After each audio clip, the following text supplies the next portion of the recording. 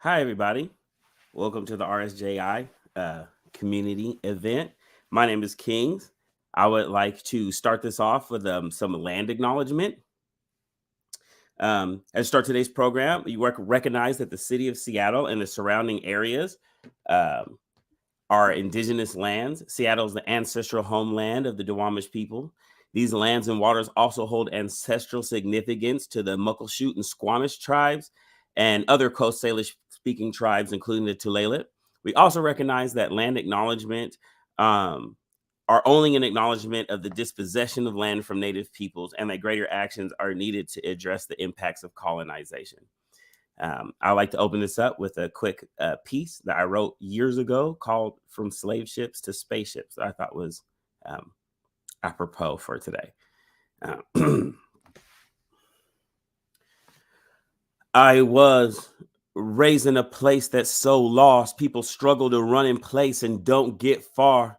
We all pay before asking the cost. It's still in our hearts and it's turning us hard. When your family's broken, there's always the gang. Those yelling liberate, I feel, are ignoring the pain. Those who claim the streets are ignoring the same, but claim to really feel it for the financial gain. My life's like swimming with shackles. I'm such a fallen angel with wings of blood, and I'm still brawling. Tried to escape, could only leave her by crawling. The gang, my first love, could only leave her by crawling. Lost so many friends to the set, and we were convinced that an early death was our best destiny. The earth hates and rejoices when we don't breathe. Said the earth hates our face and rejoices when we don't breathe. So when they say yes, you gon' die here, I say no, we gon' fly here. When they say yes, you gon' die here, I say no, I'm gon' fly here. Hold on, stay strong. Hold on, stay strong. Hold on, stay strong. Hold on. Heartbroken by a life I can't handle. The harder I fight to breathe, the more I'm strangled. The more I fight to be free, the more shackles. Every time I think I'm me, there's more mass though. Me and my people in the bottom of a slave ship, claiming different colored chains to bang as a way, which will give us some pride and die as cargo in a basement. Never knowing there's air above we ain't tasting. And I want so bad to feel that sea breezing sun, not wood on Khalil's back. Heart turns to iron, maybe from the chain's contact. I want the stars in the sky in my palm, so I combat. We ain't born to die, we born to live, but only for a little while, so we have more to give. Anything against that, I must resist. My expression is a middle finger turned into a fist. When they say yes, you gon' die here, I say no, we gon' fly here. When they say yes, you gon' die here, I say no, I'm gon' fly here. Hold on, stay strong. Hold on, stay strong. Hold on, stay strong. Hold on. A struggle ain't a struggle if it's easy. You got the muscle and I love you, please believe me. I will struggle till y'all don't need me and then only rest till you reconceive me. These be my flows, my heart, my soul. I lost my home. Still, I fight on. And I will battle against what they gaffled us with. Handle your biz. You can stand on the fence, but it won't save you when the hammers are clicked. You can stay a slave, but your master is sick and he's breaking us in the heart of a slave ship. He's chaining us and my heart, it can't take it. All it really takes is the strength that you bang with to hop out your chains and walk on your spaceship. When they say yes, you gon' die here, then I say no, I'm gon' fly here. When they say yes, you gon' die here, then I say no, we gon' fly here. Hold on, stay strong. Hold on, stay strong. Hold on, stay strong. Hold on, stay strong. From slave ships to spaceships, that means liberation. From slave ships to spaceships, that means liberation. Thank you so much. I appreciate everybody who's tuned in today and doing this whole virtual thing with us. I'm going to give a shout out to Hollis. we're going to move over to her. And I love you guys. Thank you so much. Hey, just want to make a ton of noise for Kings who opened up our opening ceremony of today's Community Day. Thank you so much, Kings, for sharing your artistry, your gifts. I feel so grateful that I have been led by your artistry in my own artistic pathway. And I just want to give you your flowers for being such a pioneering artist here in Seattle. To that your artistry and the passion that you bring to stage or the screen is something that's palpable and vital and needed. And I'm always inspired by you. So thank you so much. And we're so lucky because Kings is actually going to be back hosting the second half of our program, the Reflections Dance Festival. And he's going to be joining us for a couple of conversations prior to that as well. So Kings, we'll see you in a little bit. Thank you so much for your fantastic performance and more to come. Hi, everyone. My name is Hollis Wong-Ware. I'm really, really excited to be here today and thankful to be brought into community for us to share here at the Race and Social Justice Initiative 2023 Summit.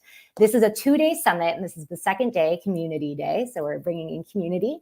We're weaving together conversations about Indigenous sovereignty, Black liberation, BIPOC solidarity, racial equity, and pandemic recovery. And this year's themes are healing, belonging, and unity. So today's the day, Friday. Thank you so much for popping in and joining us. We'd love to hear where you're tuning in from in the chat. What neighborhood are you in? How are you feeling? Give us like a one-word description of the vibe that you're holding inside as you're joining us today. And so just so that you know the spread, we're going to be having a bunch of different programming, videos, and special guests joining us all around the topics of civil rights, healing, belonging, and unity. And I'm happy to be your host, but I'm not doing it alone. And I'm so grateful to have a fantastic co-host. So I would love to bring Emily P. Lawson on the stage with me right now as I read her illustrious bio. Emily P. Lawson is National President Emerita of the Filipino American National Historical Society and co-author of Filipino Women in Detroit. She works as the Preservation Program Support Specialist for Culture in Seattle, Washington. An oral historian and spoken word performance poet since 1990, she has appeared on radio and stage throughout the United States and Manila. Let's give it up for Emily P. Lawson. Hey, girl, it's so good to see you. Hi, Hollis. Hi, sister friend. Thank you so much for that nice introduction. I feel like I need to introduce you too. I know it wasn't in the lineup, but I am going to do that because you are the most amazing singer, songwriter, musician, speaker, creative generator, and community advocate. And you live between Los Angeles, where I used to live, and Seattle. Hollis is the lead vocalist of the electronic R&B trio The Flavor Blue, which I love, and was Grammy nominated in 2014 for her work with Macklemore and Ryan Lewis. With her roots in spoken word and slam poetry through the nationally recognized Youth Speaks program, Hollis is passionate about how creativity and the arts fuel and shape civic discourse, and is dedicated to lending her voice and capacities towards vibrant social equity. And you can find her and book her at holliswongware.com. Too true. Thank you so much, Emily, for reading that through. And it's wonderful to connect with you here. I think that we've all had to adapt, obviously, with the pandemic and its after effects and the way that we continue to ripple. And folks, even, I'm got to give a shout out to our illustrious leader, Davida Ingram, who has been holding us down and who brought us all together to partake in this. But I think Davida has been like a great signifier of the fact that, and demonstrating that through the organization of this, like it has been a type of obstacle and in many ways a type of trauma and a pain and a hurt that we've held with the pandemic. And on the flip side, it's created opportunities and possibilities for us to connect in new ways, to find out how to make technology more accessible, how to make technology more equitable, and for us to gather in ways that we didn't used to do before. Emily, what kind of is on your mind today as we're heading into this program? Exactly. Thank you for that. I just want to give a big shout out to Davida as well, Davida Ingram from the Race and Social Justice Initiative, Office of Civil Rights, and everybody who's put together this whole 2-day community summit, Race and Social Justice Initiative Summit.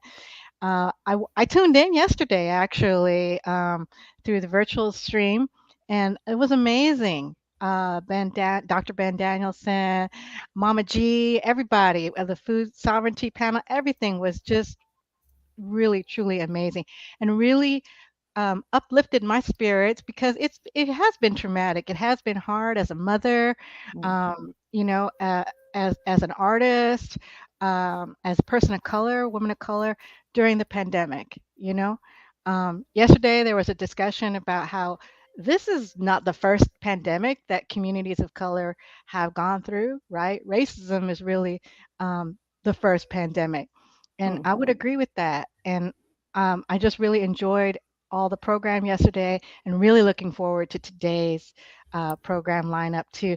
And shout out to Kings for holding it down yesterday. Period.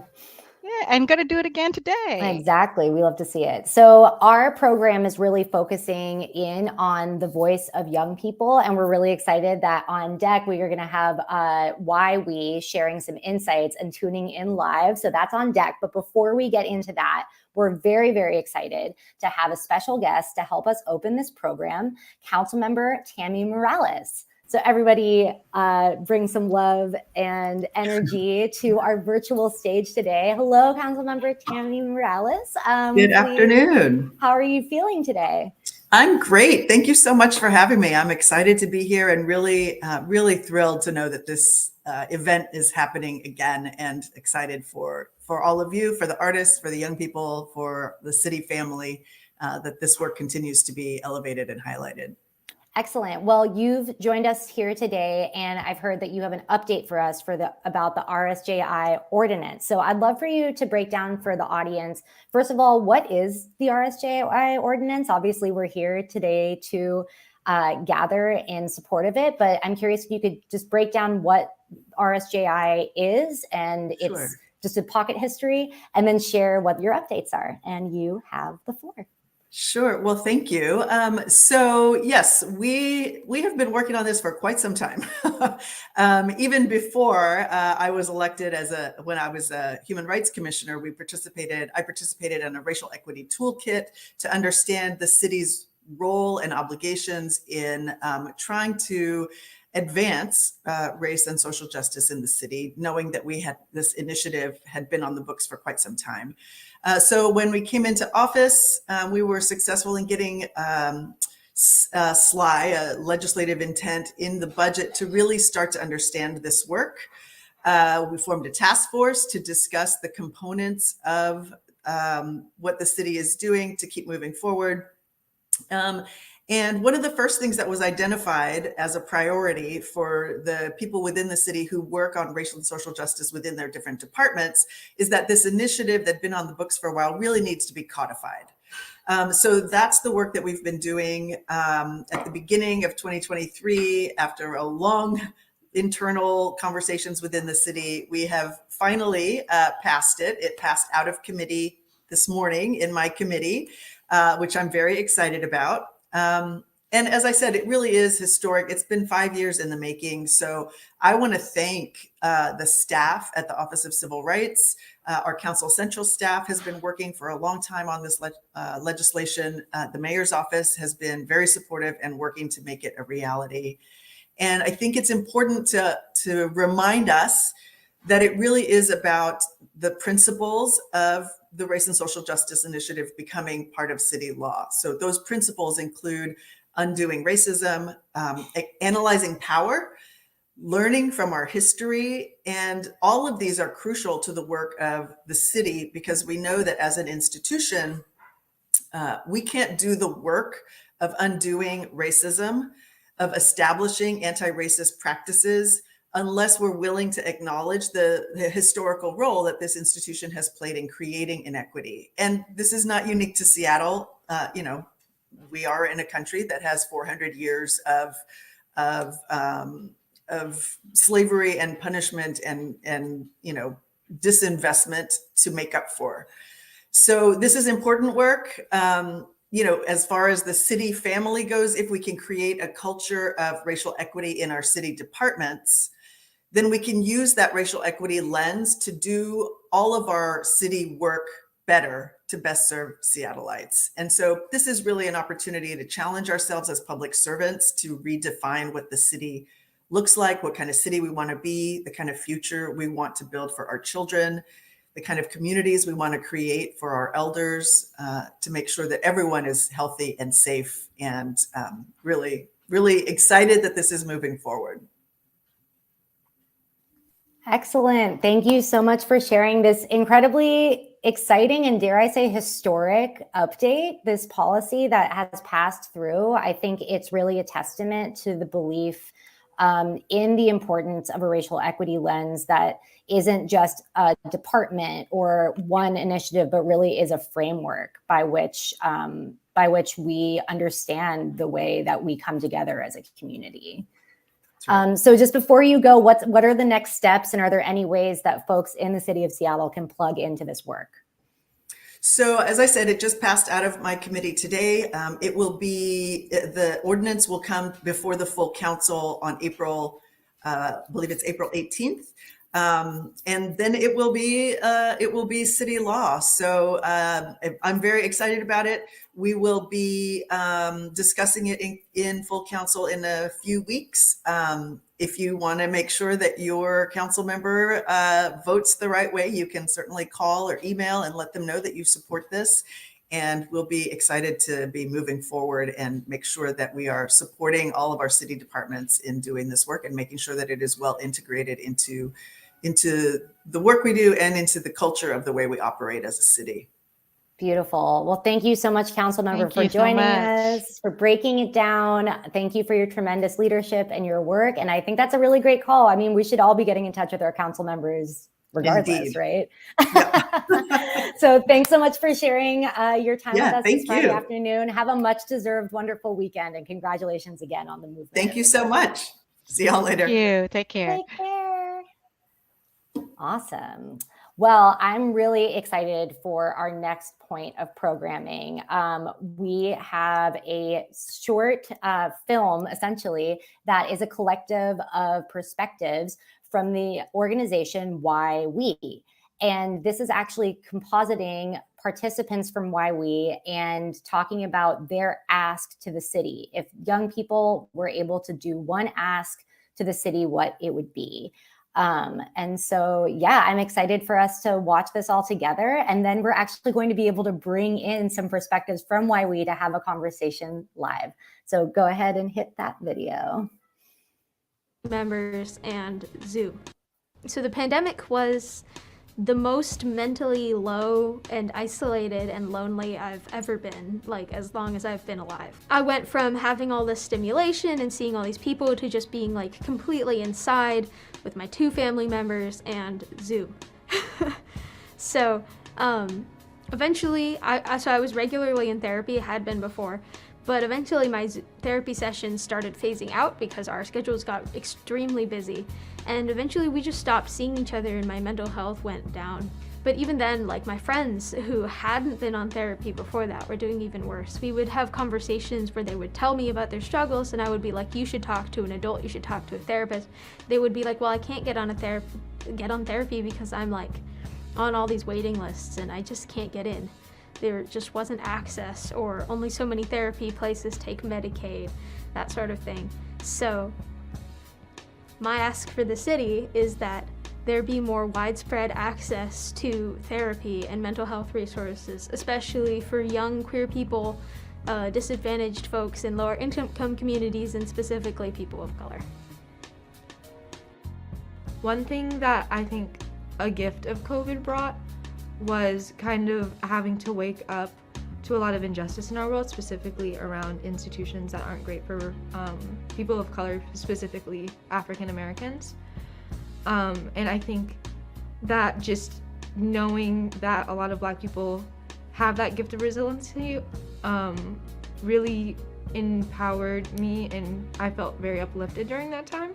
having to live in a world where people have kind of forgotten about that resiliency, specifically non-people of color, and still living with the threats that were in COVID, but people of color not taking that seriously has been really challenging. My ask to Seattle is for them to be more open to non-police centered legislation, and possibly funding more money from the police into things like education and affordable housing. COVID was a hard time for all of us, not being able to see our family and friends, technological problems, and constant boredom. My ask for the city is to host more community events so we can engage with others. COVID has caused a mental health crisis.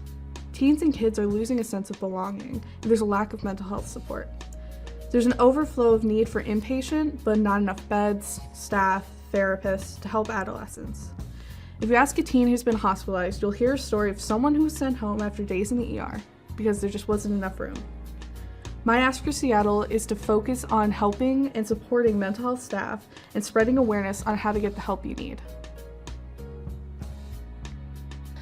The one word that would describe my experience during the pandemic was adaptation. Moving across the country from Virginia was really difficult, but I've gained a lot of new experiences, and through that I found a community that supports me. I've also gained insight into the world around me, as well as finding my passion in healthcare and research. My vision of a thriving city is a place where it's clean, healthy, safe, and equitable. Through my experience volunteering at the hospital, I've seen patients not being able to fully recover due to insurance issues. My ask for the city is universal healthcare for everyone.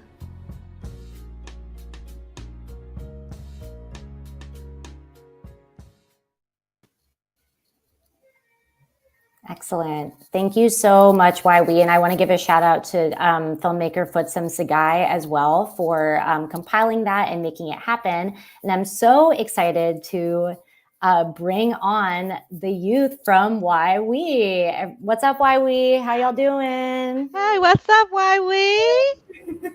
Hi. We love y'all.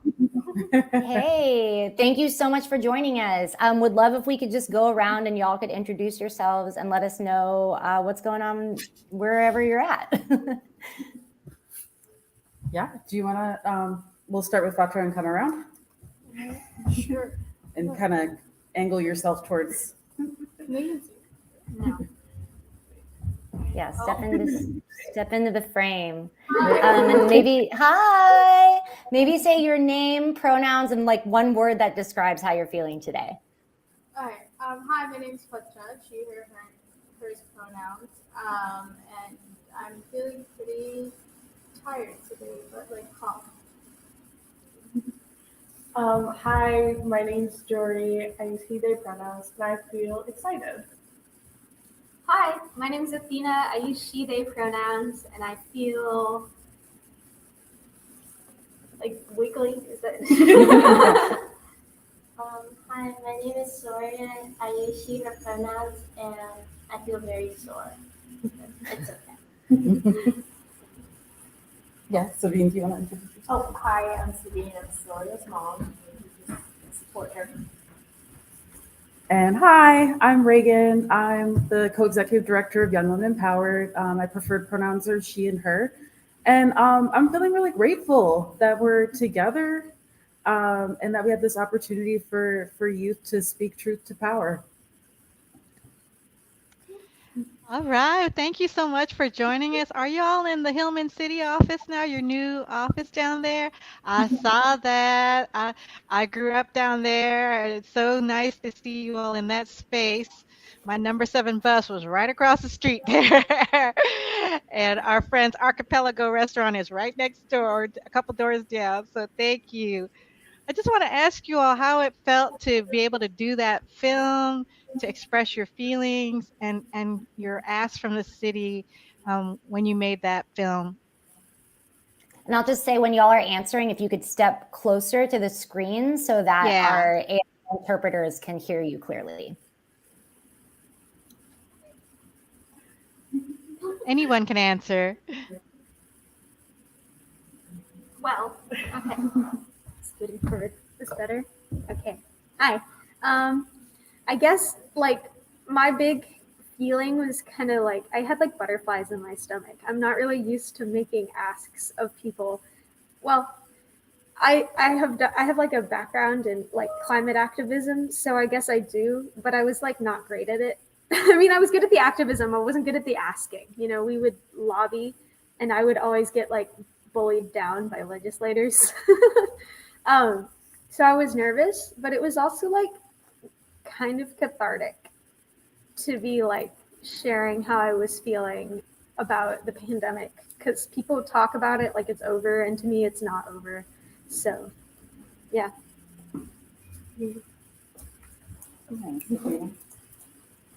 Sorry, or George, do you want to? Hello. For me, I was so nervous being on camera just because I've done a lot of video work, but I'm never on camera. I'm usually recording. It was a lot of fun, and it's just never something I've ever done before to be like, hey, this is something I think the city should be doing. And so I just thought it was really cool to be able to get to do that and be like, please fix this. Yeah.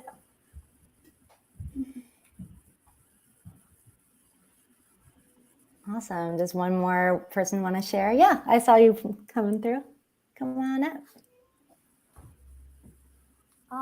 I guess my experience for filming the video, I was really nervous. I never really like filmed something like that, so it was very different, and it was kind of hard to think of what I wanted the city to probably do after the pandemic. And yeah, but it was like, I'm proud that I did it. It was great.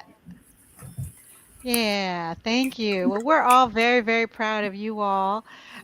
Great work. I'm just going to recap a little bit for those who may just be joining us. And if you are just joining us, you could say hi in the chat to Why We or to any of us. You could tell us what neighborhood you're logging in from or anything like that.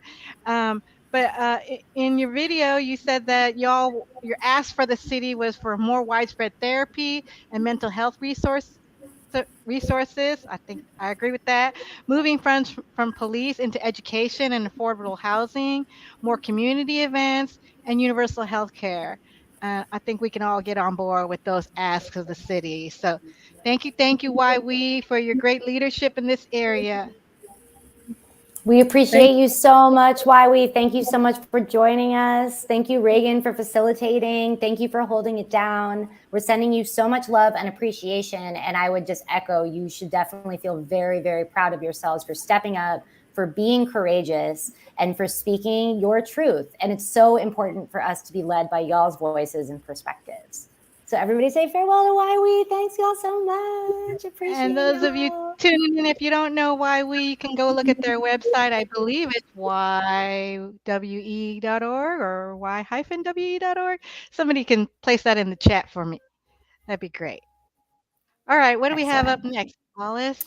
Cool. Well, first of all, we should make some noise for our fantastic interpreters as they switched over. Really appreciate you both for coming through and making sure that we have accessibility. So we're going to move on to our next segment. And we're going to be showing a clip that was done with a Seattle leader, an Indigenous leader named Matt Remley. This clip was inspired by a Summit blog interview with local Seattle area activist and father, Matt Remley.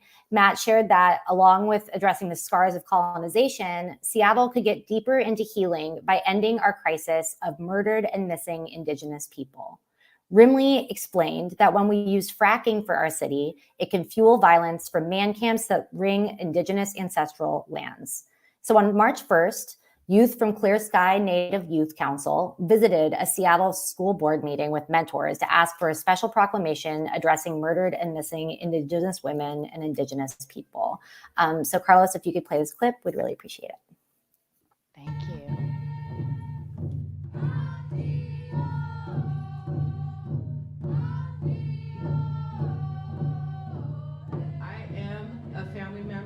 missing and murdered Indigenous women and people. To my right is my cousin, Rocinda Strong, and to my left is my niece down here, Iviana Lakota Cortez.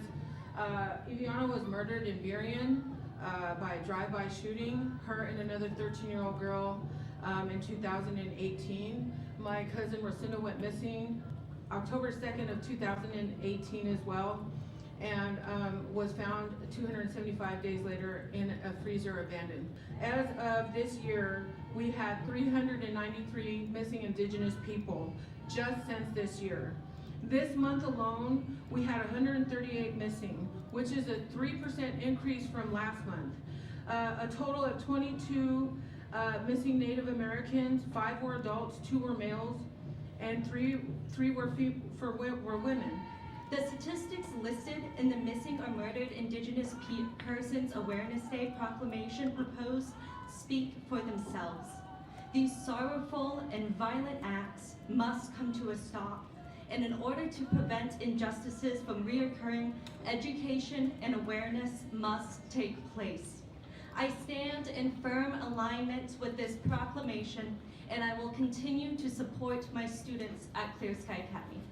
To know that if we do go missing or if we do get murdered, that we might not get as much attention paid to our cases as other kids are is a very scary feeling. If you look around at any one of us, many of our families have been victims of MMIW cases. Any one of us could be next. Any one of our family members could be next. When you go home at night, you're just you. When we go home at night, we're still missing our children, our mothers, our fathers. I am a senior at Ingram High School. I am the Ingram's Urban Native American and Alaska Native Club president and an intern at UNEA and a Clear Sky Academy student, as well as a sexual assault survivor. MMIWG, Missing and Murdered Indigenous Women and Girls. Since the onset of colonization, Indigenous women have experienced violence with reckless abandon. Today, it is a health emergency, an epidemic, and a crisis of over 500 years. You can't be absent in these issues. You must engage to make effective change. It's not enough for just natives to care. We are literally only 2% of the US population. I urge Seattle Public Schools to take action to restore power to Indigenous survivors. Please take part in restorative justice, raise awareness to call on justice for missing and murdered Indigenous women and girls by supporting and embedding UNEA's MMIWP proclamation with no expiration date. Every statistic represents a Native woman. No more stolen sisters. Native women and girls deserve safety.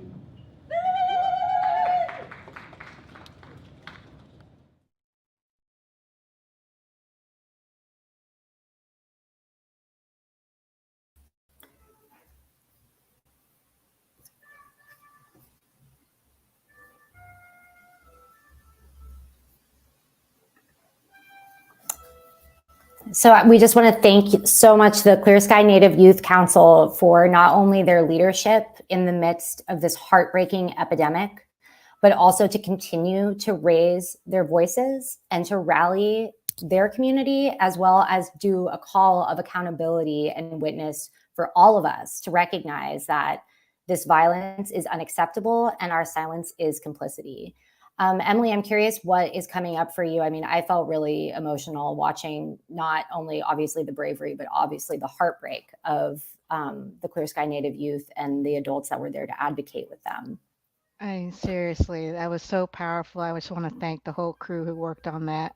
You know, as the auntie of Native, Indigenous, Filipino, what we call Indopino youth, you know, it just breaks my heart to see that trauma and the community going through that. So shout out to Matt Rimley and the whole crew for bringing that to our attention. I think you could learn more about it. There is a website, and I saw some things on Instagram too. So for those of you who may be on different social media platforms, please check it out and show some support. Absolutely. And yes, hopefully we can drop in the chat where we can go to connect more, to learn more. And our call to action is really that, in the spirit of healing, what can we, as folks that live in Seattle, who work in Seattle, who make community in Seattle, what can we do so that Seattle stops being the US city with the highest rate of murdered and missing Indigenous people? Right. I think, as King said earlier at the beginning of this program, like, a land acknowledgement is just that. It's an acknowledgement of harm caused. How are we galvanizing? How are we catalyzing our own communities so that we're paying attention to this and recognize that it is on us to be accountable? Right, right, exactly. Thank you. Of course. Okay, well, we're gonna just have a little musical interlude before we go to our next segment, which is going to be the Civil Rights Roundup. And I am gonna let you take it away, Emily. I get to introduce you now.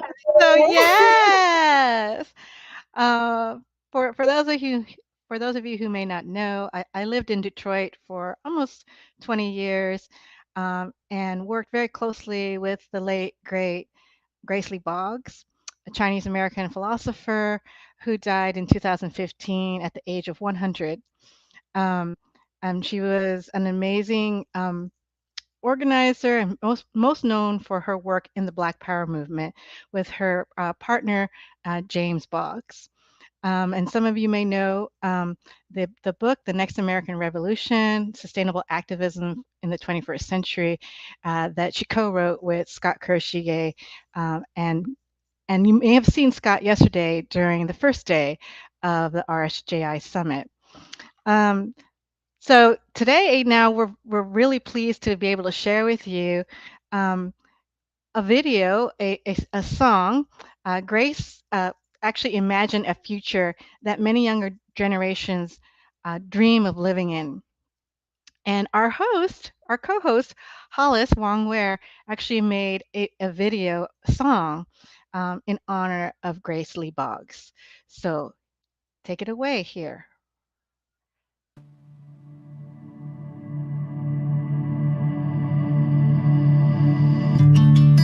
Eyes flickering, mind flittering like the neon light she was born above. She lived a way she had never seen done, carved a path beyond the concrete lines, in solidarity and sacrifice. Grace Lee knew there was better ahead. Grace Lee said to fling our vision open wide. Change is inevitable. We gotta reimagine everything. Reimagine everything. Move past factories and fallacies to cultivate who we are inside. If we grow our own, we can hold our own. Use our hands to build a world where we belong. A revolution born within a song. Grace Lee knew there was better ahead. Grace Lee said to fling our vision open wide. Change is inevitable. We gotta reimagine everything. Reimagine everything.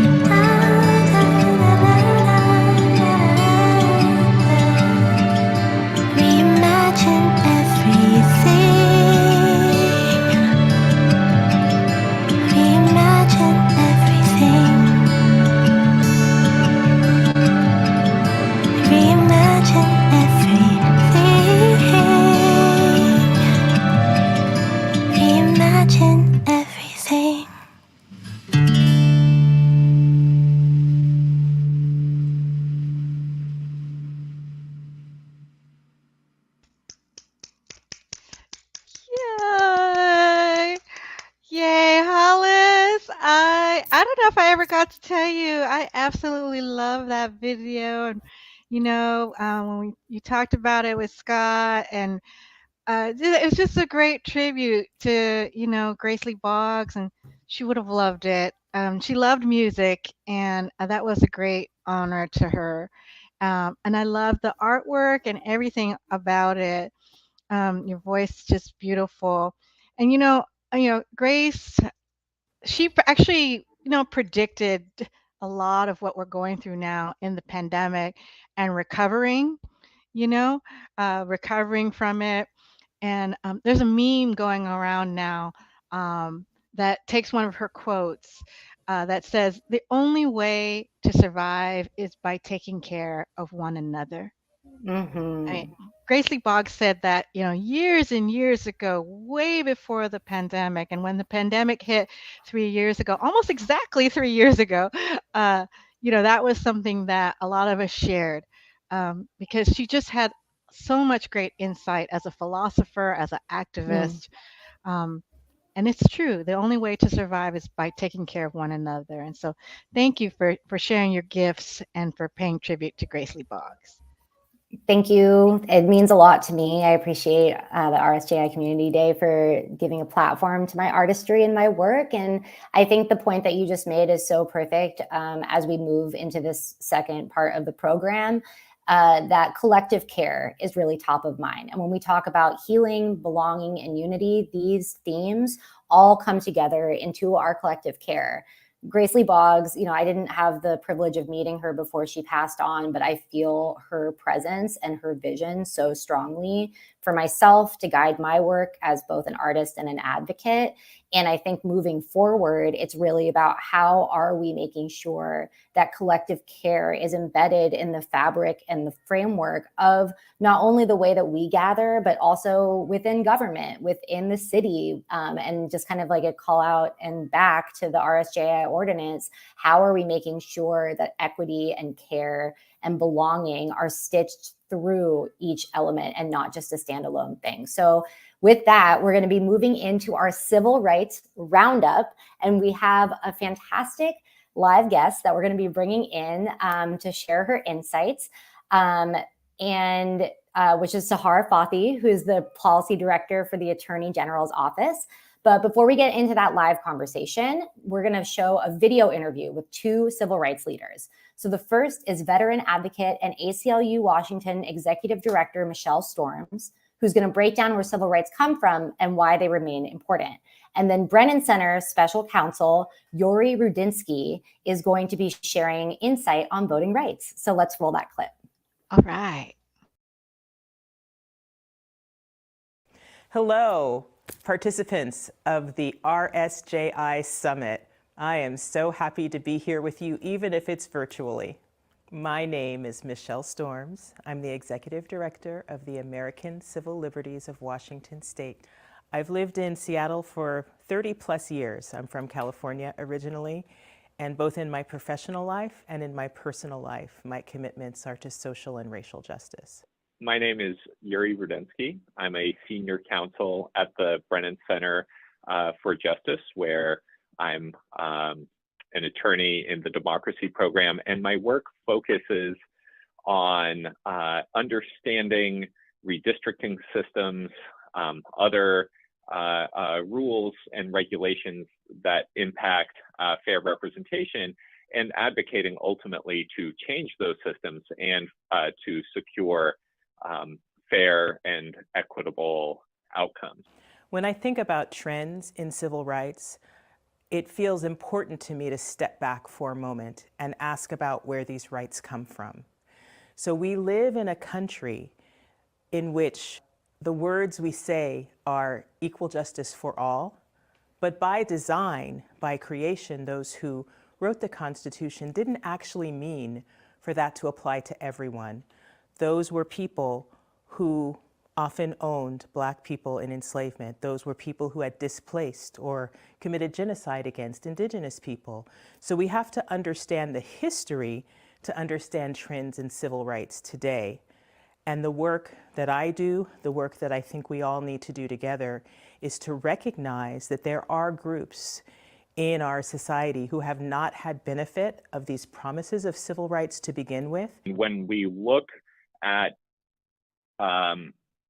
the way that our political systems are set up, when we look at the way that voting laws have been set up, when we look at the way that district boundaries are drawn, it's clear that not all communities have an equal opportunity to make their voices heard. And that is particularly true for communities of color. One of the things that I would say I have seen as a trend in civil rights and civil liberties, I'm sad to say, is backlash. If we think about the movements of the 1960s and the civil rights movements to get the Voting Rights Act and to really provide inclusivity for Black people and other people of color, many gains were made during those times, and we're starting to lose some of those between Supreme Court cases and laws that are being enacted all over the country, and very much so in the southern states. A lot of those rights are being rolled back. And of course, this country is built on the premise that our government should reflect its people. It should look like the people that are being represented. It should think like the people who are being represented. And of course, it doesn't take much to look around and to see that there is a disconnect between who holds office and the experience that they come from, and the communities that they come from, and the people as a whole. So unfortunately, the struggle for voting rights and ensuring that this high ideal on which this country is premised is actualized is linked with the struggle for racial equity.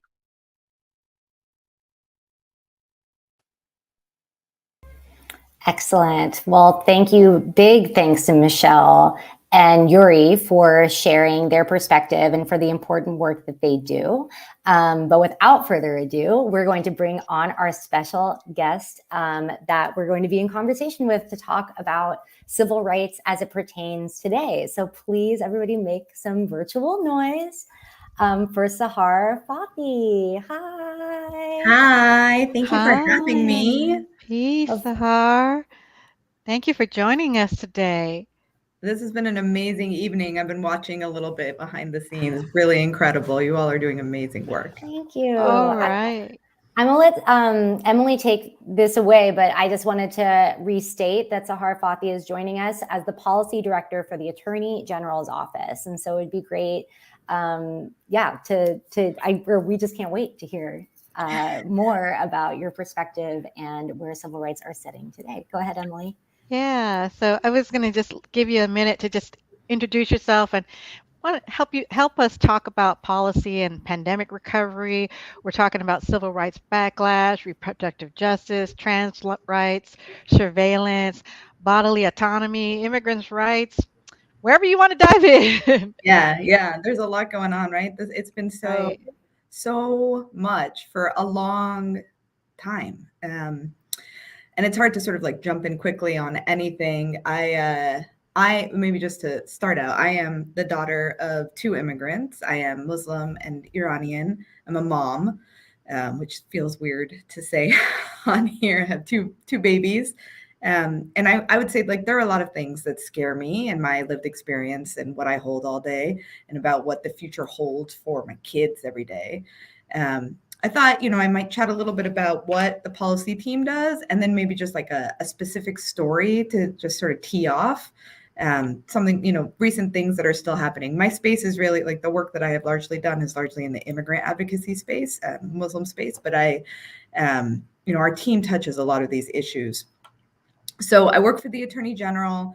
A lot of folks are like, who is the Attorney General? And the Attorney General, he's responsible for representing the whole state of Washington. He's an attorney, and he has hundreds of attorneys who work for him, and they represent the departments, the commissions, the agencies, and sometimes the Attorney General's office also represents the interests of the people of Washington. So sometimes you will see, for example, the Attorney General sued President Trump over the Muslim ban. And that was because we had Muslims in Washington state that were impacted, that were being hurt by the Muslim ban, and he was protecting the people in the state of Washington. The policy team works with people who have lived experience with advocacy organizations, with government agencies, with research institutes, anybody who sort of touches policy work. And we work together to sort of think through what are new ideas and solutions to problems that might be presenting themselves in systems. Our policy team in the AG touches immigration, criminal justice, sort of hate crimes, sexual assault, domestic violent extremism, environmental justice, military and veteran legal issues, youth bullying, missing, murdered Indigenous women and people, jails, organized retail crime. We sort of run the gambit on a lot of ideas and a lot of work. And a lot of what the team does is it takes in input from all of these communities to make sure that when there's a question like missing, murdered Indigenous women and people, how do we sort of make sure we're providing a policy solution that is inclusive of all the voices who should be at the table? So I told you my family is Iranian. When I started in this job just a couple of years ago, literally 2 years ago, I want to just preface this. I got a phone call one morning on a Sunday morning, and it was from Iranians, and it just started teeing off for the next 2 or 3 hours from Iranians across the state, telling me that there were Iranians being held at the border of our state and Canada. They were held for 12 hours, over 100 Iranians who were US citizens, who were legal permanent residents. They were interrogated for their religious beliefs. They were interrogated on their political preferences. And they were not allowed to have an attorney. This was, you can probably remember 3 years ago pretty easily. It was very recent. And it was people who were from this country being told they couldn't come back into the country. And Customs denied it and said it never happened. And then, a Freedom of Information Act request went out, and we found out that it did. And I think I say this because I think a lot of us in policy work, we have those lived experiences. That's what drives us. But I also, one of the things that I've been really holding as more and more we hear these things about reproductive issues, about, missing, murdered Indigenous women and people. We hear about immigrant rights issues. We hear about trans sort of rights being taken away. And I just want to hold a little bit how hard it is, how hard it can be to be a person from that community, to still be a part of this organizing work and hold that lived experience, and how important it is to sustain the folks who are doing that work, who are organizing on the ground, that this is it's really a marathon. This is not a sprint. And that it's really important to have self-care. It is important to make sure that we are taking care of each other. I really loved that quote, that the only way to survive is to take care of one another. I think that is so critical in policymaking in all of this work. I ended up giving you a speech instead of a 3-sentence answer. Oh, that's all good. I'm an oral historian, so I could just listen forever. And you're telling a good, important story, and actually answered, a couple of my questions I already had.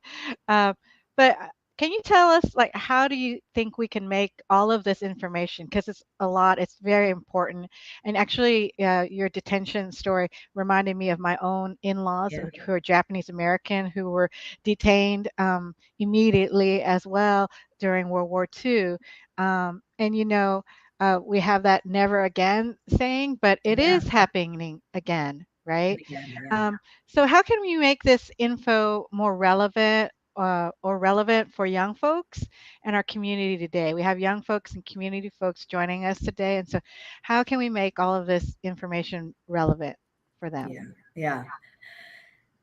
I mean, some of this is you are building your own narrative, right? You're building the story. You are retelling a story that was told for you that didn't include you to begin with. I was at this event. I got asked I was really grateful to be asked to speak at this event led by youth a few weeks ago. It was so amazing. I mean, I couldn't believe how incredible it was. And I stood up and I said, after watching this event, I feel like I can retire. I'm good to go to bed. I look forward to you changing the world. You are kicking butt. Am I allowed to say that? And I have so much hope for my kids, right? For what you all are going to do, how you're going to challenge us. And I had been speaking about the Muslim ban, right? So when I started out a few years ago, the Muslim ban happened. My family is Muslim. And and there, Iran was specifically named as one of the banned countries, and I'm an attorney. And so when it happened, we had sort of a rapid response in the airport, and a lot of attorneys went down to the airport to volunteer 24 hours a day for months. This was happening. And I was one of the ones who would go early in the morning before work. I went at 4:30 in the morning before work because I couldn't deny where I came from, right? Because like in spite of my day-to-day and my family and all the other things, I knew that there were people who looked like me, who came from where my parents came from, who came from my family, who came from where my friends and my people come from, and they were landing in that airport, and that I had the ability to interpret for them, to show them where to go, to tell them what's going to happen next. And so I was telling these youth this story about how I couldn't deny my heritage, and how I was working to improve systems, and how I was helping people like find their loved ones and explain what was happening, and how the next morning I would just get back on light rail and I would go back to work. And I said that this is my story, but it is the symptom of a greater story, right? And that is the story of racial inequity in this country. That my story of having, my people not be allowed to come into this country, being banned, or being on the border and watching people be detained, right? Like that story is just a symptom of racial inequity. It is not even the full thing, because that, like the way the system was built is with racial inequity, and it's constantly morphing into these different iterations that we are seeing today. And so, when you say like, how do we make this relevant? I think everybody has their story to tell. And if we think back, a lot like what Michelle was saying in her video, if we think back on history, we are all united in this way, right? We all have those impacts, and that we are sort of creating this precedent. And that really, if we want to create that meaningful world, if we want that sort of ability to achieve everything that our parents were supposed to achieve when they came here, everything that sort of makes up the point of a democracy, that really, that is what unites all of us. And I say this a lot, I think now, after having seen so many events put on by youth, that I am ready for you to tell me where to go, really, for you to tell me what's up, and to show me what this country is actually supposed to achieve and look like. I look forward to it. I think it is relevant, and I think you all are doing it. Absolutely. Thank you so much. We have maybe one more minute, and so I just wanted to give you a chance to say whatever else you want to share, but also what's your vision for this advocacy work? How do we work towards a world of thriving communities where we all belong? Yeah. I mean, look, my vision has always been that the only way we succeed is if we're all at the table, and if the table is built for all of us to sit at it. I think it is about sustaining the work. It is about taking care of each other. It is about self-care, taking care of yourself, and that it's not a marathon, or it's not a sprint, it's a marathon. And I am grateful for the people that are in my life, the people of color in my life who are like me, who help me stand up on my hard days, and that really, that is what we should be doing for each other all the time, lifting each other up, supporting each other in some of the harder moments, so that we can really achieve the greatness that I know is coming. Absolutely. I just want to give a shout out to my Families of Color of Seattle support group, our disability parents, parents with children with disabilities, where I actually did learn a lot about Muslim American families, as you were saying. So thank you so much for joining us today. Thank you for having and me. hope to see you continue a lot of this work. Thank you. Thank you, Sahar. Really appreciate you joining us, and for your vulnerability and your advocacy work. Anytime. Sending you love. Have a good weekend. Bye. Excellent. Well, we're going to switch it up really quick, and we're actually going to do a bit of a pop quiz. So sometimes we think about civil rights as large, sweeping movement work, but civil rights truly starts at home. And so we're actually going to play a civil rights trivia game, and we're welcoming in Seattle Office for Civil Rights Enforcement team member Tess Honan, who's going to lead us in a quiz. Hi, Tess. How's it going? Hi, Hello. Tess. Hi. Happy to be here. Welcome in. Thanks so much for taking time. Well, we're really excited. I'm a little nervous. I'm not going to lie. Quizzes, Yeah, small me quizzes too. make Right. me a little Yeah. nervous. Former professor here. Hey, Tess. Well, then a pop quiz should be great. Okay. Excellent. So Carlos, if you could share those slides with us, and Tess, feel free to just kind of introduce how did this quiz come to be? Yeah, so this quiz was originally developed to kind of get a foothold in the understanding of how well Seattleites knew their civil rights. I have to say, like personally, before I worked for the Office for Civil Rights, I did not know about a lot of our laws. So the Seattle Office for Civil Rights, we enforce Seattle civil rights laws, which include everything from protections against discrimination in employment, public places, housing, and contracting. We also enforce the all gender restrooms, the ban on providing conversion therapy to minors, and closed captioning laws. Our investigations are free, and we assess people with filing claims. So we can hit to the next slide. One back. So we are about to play How Well Do You Know Your Civil Rights? All right. Okay, next slide. So our first question is true or false? It is illegal to discriminate against someone based on their immigration status. I'm going to say true. I'm going to say true too. All right, next slide. True. As of 2022, it is illegal to discriminate against someone based on immigration. Only 2022? This was a newer protected class. Yes. All right, next slide. So a protected class is a group of people who have a common characteristic and who are legally protected from discrimination because of that characteristic. So the next question is, can you name 3 protected classes in Seattle?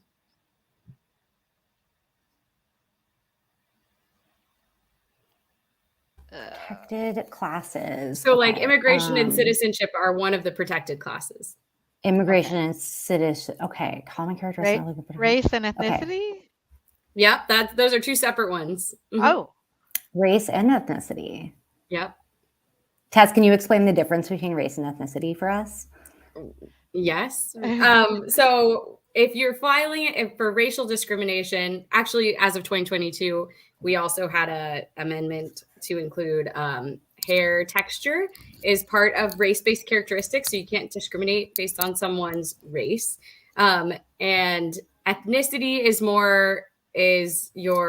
we also have nationality too. So not nationality, but I guess your ethnic identity, however you, if there is any instance of discrimination in those categories I said before, housing, employment, because of who you are, because of how you identify ethnically, then you would, that is illegal. We got some answers in the chat going on, and Thanks shout so out much. Oh yeah, let's see what's up in the chat. See. Kathy Shea from the Office of Arts and Culture. Yay! We're asking, is religion one of the protected classes? Or Yes. race, gender, disability? Yep. Wow, our chat is y'all got popping. Sujin Chan says sexual orientation. Yes. Yep. Awesome. I have test anxiety too, We are Sujin. acing this. If we go to the next slide, we can see. Chelsea Wang says religion. Yeah, we said that one, right? Oh. So these are all of Seattle's protected classes, right. and Seattle is one of the cities with the most protected classes in the nation. So we protect against age discrimination, ancestry, breastfeeding in a public place, color, caste, creed, disability, gender identity, genetic information, immigration and or citizenship status, marital status, religion, national origin, pregnancy outcomes, parental status, political ideology, race, sex, sexual orientation, use of Section 8 certificate, use of a service animal, and military status or veteran. All right. Kathy Shea got that cast up in here. Yeah. All right, next slide. Okay, first in time or first come, first serve requires landlords to offer housing to the first qualified applicant who provides a completed application. I know this because I just did this. It's true. It is true. So you got to get your application in right away. Yeah. If you go to the next slide, we can see that is true. First in time requires landlords to provide notice of their screening criteria to applicants and to offer tenancy to the first qualified applicant who provides a completed application. Awesome. All right. And just want to give a shout out to Janelle Hicks and Carmen Groshong in the chat who also guessed true. I didn't know that. Y'all know was your Seattle civil rights. Yes, I appreciate that. Listen, I'm a renter, so that's very helpful to know. Yeah. But I feel even more pressured to get that application in. No procrastination. Okay, so now there is a question though. I'm yeah. sorry, Tess. There is a question in the chat from and I hope I'm saying the name right. Sancha Romy. How does the protection against citizenship apply to Native preferences based on Native nation citizenship? That's a good question. That is a great question. For any, I can put my email in the chat, or you can find. I have our contact information on the last slide of here. We are happy to give us a call, send us an email. You can come to our office in person. We're happy to answer any specific questions. Word. Yeah. Thank you. All right. Okay, so for the last question we have, it is when renting, no pet policies also apply to service animals. True or false? I'm going to say false. I think that's false. That's got to be false. All right, if you go to the next slide. That is false. So the definition of a service animal in the city of Seattle is very broad. You're not required to have any training or certification, and no pet policies do not apply to service animals, which means that you cannot charge a tenant pet rent for a service animal. Oh, that is good. Disability justice in effect there. Yeah. Awesome. So here's a QR code and a link to the full survey. If you just got a taste and you want to keep challenging yourself, you can go ahead and use that link. I'm just going to read it for our audience there. The link is actually www.surveymonkey.com/r/know-your-rights-2022. Yes. Excellent. Thank you so much. That was great. Thank you. Yeah. That was fun. I definitely learned some stuff. I'm very impressed. Our chat is active and they know their stuff. So thanks y'all for joining us. Thank you, Tess, so much for joining us. And thank you for all of the work that you do at the Office of Civil Rights. Thank you for having me. Thank you so much. Take care. Excellent. Well, we're moving right along, Emily. And before we get into the next program, the next segment of this program, I just want to shout out that at around 5:50, 6 o'clock, we're going to have the Reflections Dance Festival, which is hosted by Perla Perez and Kings. And it's going to be 4 different performances from amazing BIPOC dancers, and just stay tuned for that for sure. It's going to be a sumptuous feast for the senses. Yeah. And provocative in all ways.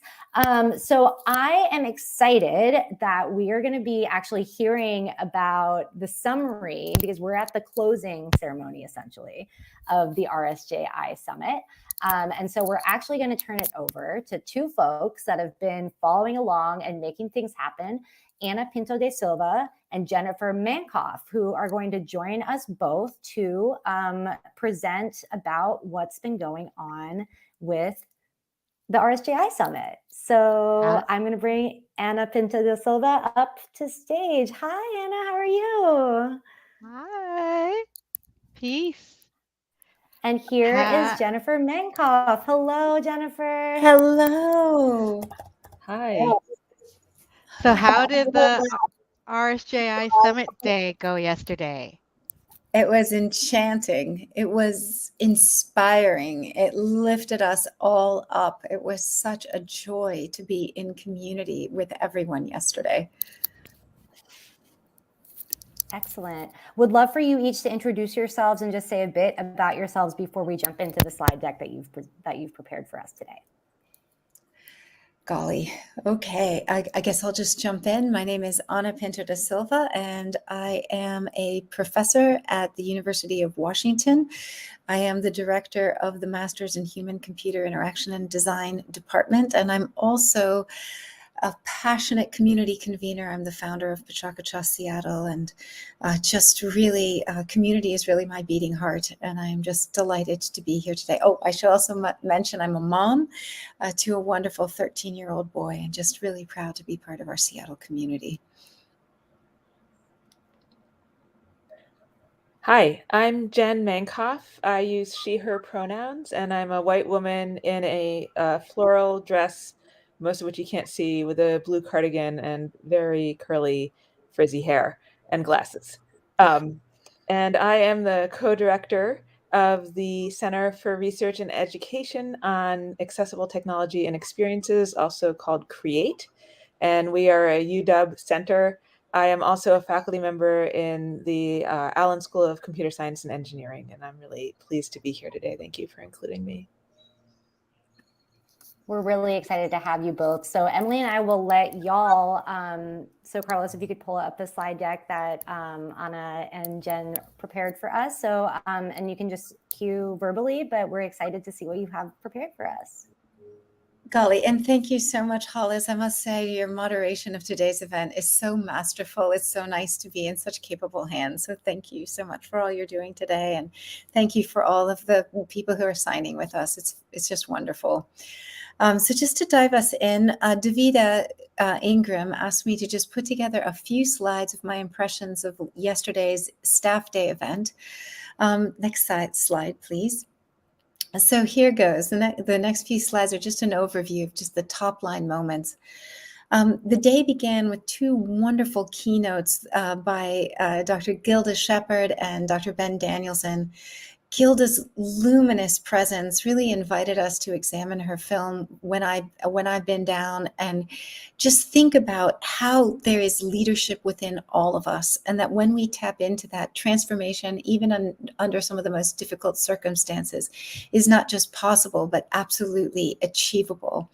And Dr. Danielson really showed us the power of care and the courage to care, the courage to speak up and speak out, and also the power of togetherness. It was just really so wonderful to have them both with us.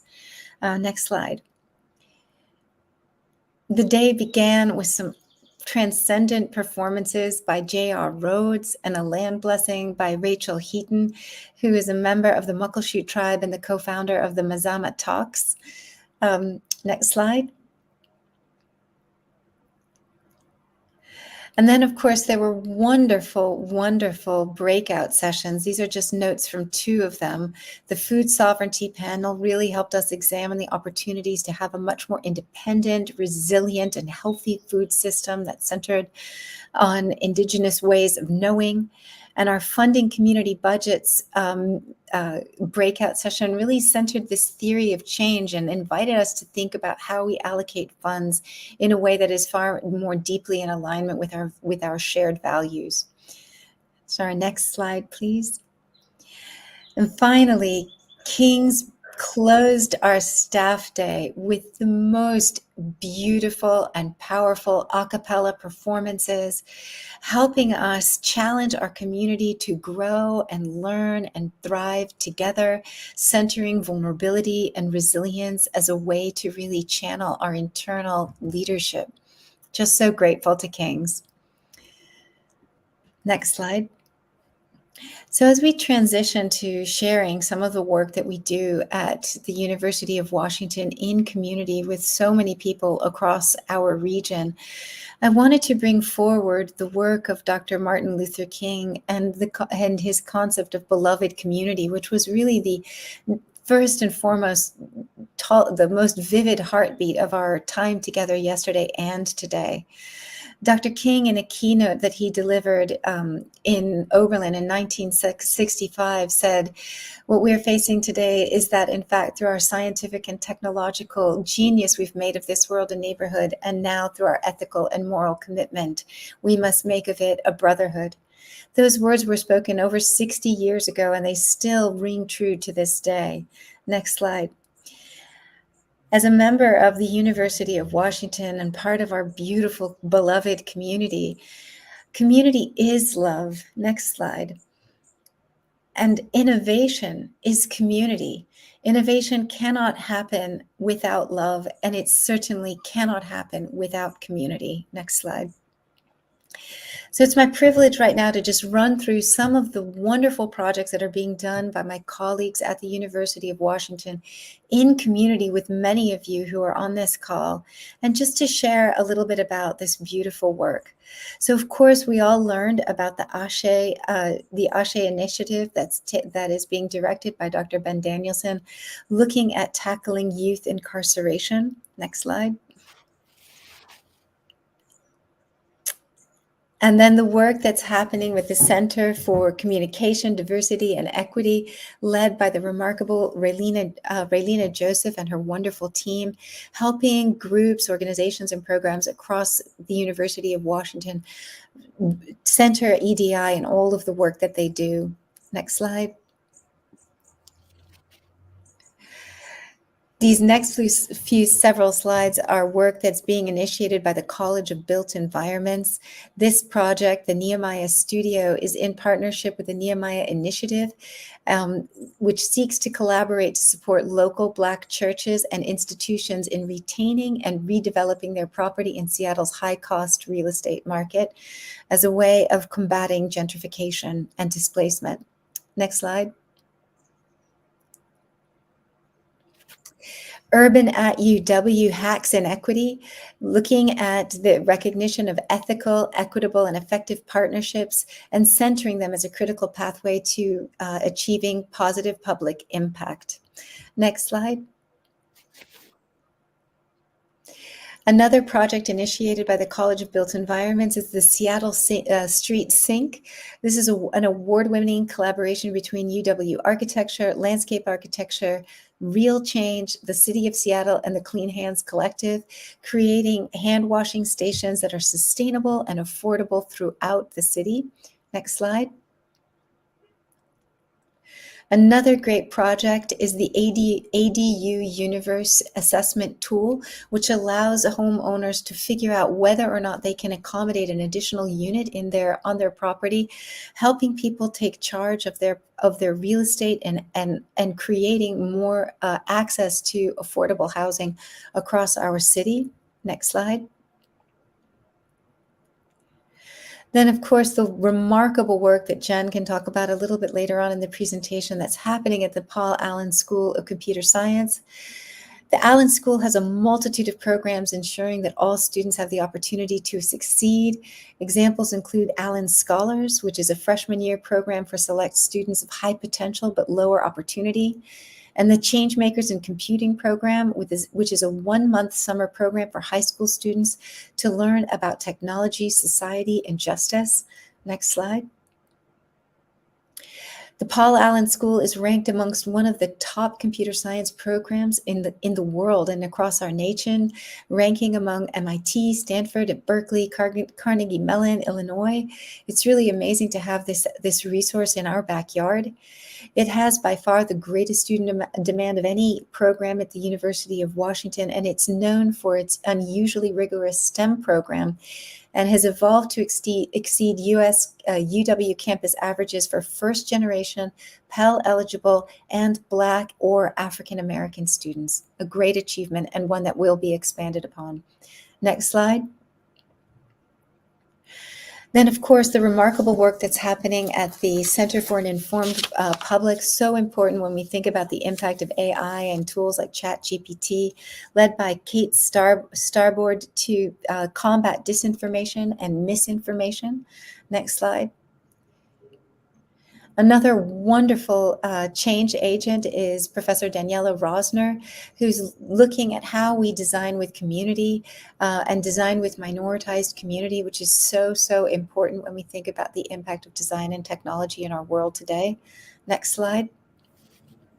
Then my own program, which centers EDI innovation as part of its mission. Over 50% of our US-based students come from minoritized backgrounds, all of whom receive partial funding for their work within our program. We are excited to be working with Raylina Joseph on a pilot program for an EDI curricular audit, and we continue to partner with EDI experts, both internally and externally, to achieve our mission. Next slide. The Evans School is launching a remarkable program called EPIC, which is a policy lab at the University of Washington to bring together researchers, practitioners, policymakers, and the public to co-design actionable solutions to complex societal problems so that public policy systems serve all individuals equitably and justly. Next slide. And now it is my privilege to give the remaining time to Jen Menkoff, who can talk to us about the remarkable program that she has helped co-found called CREATE. Jen, I'm going to ask you to take it from here. Thank you. Glad to do so. Yeah, well, I mean, that was just a wonderful listing of some of the things that are happening at the University of Washington. And I want to highlight that many of them are cross-department, as is CREATE. We have 9 founding faculty from 3 different schools and I think 5 or 6 different departments across the University of Washington who participate. And if we turn to the next slide, the overview of the center is that it involves a combination of research, working on the future of accessible technologies, education, meaning that we want to both teach students about accessibility and also make sure that people with disabilities have access to higher education. And then translation work, meaning that we try to take our research out into the community, and we have a very robust partner program, for example, with local nonprofits. Okay, going on to the next slide. Some of the projects that are part of CREATE and more than CREATE as well, because we certainly don't just own any one thing. Project Sidewalk is working to map and assess every sidewalk in the world using crowdsourced analysis of the images that are on Google Street View. We also have a project that's led by John Freilich and Anat Kaspi, and the Teskar Center have been mapping sidewalks also all over the world with respect to how we can generate maps that meet the needs of specific disabled people. So if I need to avoid hills or I need curb cuts or whatever my specific needs are, can we generate routes that meet those needs? Another project on the next slide that we do at CREATE is we're trying to develop the scientific basis for access. It can often be hard to get insurance companies to pay for early childhood access needs. And so we're trying to demonstrate how having access to mobility devices like a wheelchair early in childhood can impact not only the fun that a child has, but actually change their motor development and their cognitive development. And we do a combination of basic science here, led by Heather Feldner and Kat Steele, and also in collaboration with the iLab Center, and then also making toys and ride-on cars and other things, and giving them away to community members whose children need them. Moving on to the next slide. I want to end by highlighting a really important initiative that CREATE has been working together with the Ellen School, the Simpson Center for Digital Humanities, the Population Health Center, which somehow fell off this slide, and many others across UW, which is to ask how we can do a better job of integrating our understanding of race into our work in disability so that race, technology, and disability can all be addressed in the work that we do. Much of disability work until now has invisibilized the lives of people who live at the intersecting junctures of oppression: disabled people of color, immigrants with disabilities, queers with disabilities, trans and gender nonconforming people with disabilities who are houseless, incarcerated, or have had their ancestral land stolen, amongst others. And I'm reading here because I want to make sure that I'm speaking in the words of the leaders of the disability justice movement, and letting them speak in their own words, I should say. And so we are working together to collaboratively teach, encourage, and then fund work at the intersection of race, technology, and disability, because that is such an understudied area right now, and there's so much that we need to do. Finally, I'll just mention that we also have student groups in CREATE, and Husky Adapt, for example, is partnered with CREATE. And this is just some of the data on the amazing job they've done at getting some of the kinds of work that we do out into the community, as I was mentioning with toys earlier, for example. So if you're interested in joining CREATE's partner program or becoming a member of CREATE as either an organization or as an individual, we'd love to hear it from you. And the URL here, create.uw.edu/news/signup, is a way that you can reach out and ask for more information, you can also email create-contact@uw.edu. Just in closing, just to amplify what Jen has said, this is all about community and it's about partnership. So let's lead and learn and imagine together. Thank you all so much.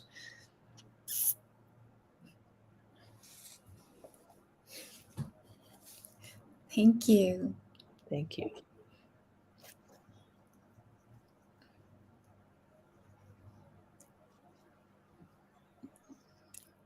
I can't hear you, Hollis. I'm so sorry. I'm And I just know talking. I'm saying thank you both so much for what you're sharing. And I just wanted to just underscore, I love this idea of bringing innovation and community together instead of seeing innovation as inherently counter to community or that there's inherent tension. How can we embrace and synthesize and find solutions that uplift our most marginalized within our community? So thank you both so much for joining us. We deeply, deeply appreciate it. Fantastic. Well, we are moving right along. And as we shared, the Reflections Dance Festival is coming up soon. But we're going to be entering into this part of the program that honors a full-length documentary that was directed by Dr. Gilda Shepherd, which really embraces the concept of folks that are experiencing incarceration and what restorative and transformative justice looks like. And so there's a great documentary, this documentary called Since I've Been Down, which shares the lives of incarcerated people who are radically transforming their communities and our prisons by pushing towards a deeper collective humanity. And we actually have access to this film as part of the RSJI Summit with a Vimeo link that's going to be shared in the chat, as well. That's password protected, but it's going to be available for y'all to be able to view it through March 27th. Since I've Been Down spotlights Kamonte Carter and follows a wide group of prisoners as they break free from their fate and create a model of education that is transforming their lives, their communities, our prisons, and humanity. So we're going to show y'all 2 clips in succession, and then we're going to actually bring Kings back onto our screen to have a conversation about the questions that arise for us when it comes to transformative justice. So in this first clip, the star of Since I've Been Down, Kamonte Carter, is going to offer his insights about COVID in prisons. So this is the clip. Go ahead and run it, Carlos. The conditions of COVID in prison was horrible, to be clear. What's this, February, March? A little bit shorter than this time last year. I was locked in the gym, quarantined. You know what I mean? And this is year 3. And so, you know, the thing that was really unfortunate about, you know, prison conditions was the fact that none of us ever left the prison. So we never brung the virus back to prison. You know what I mean? They brung it to work with them.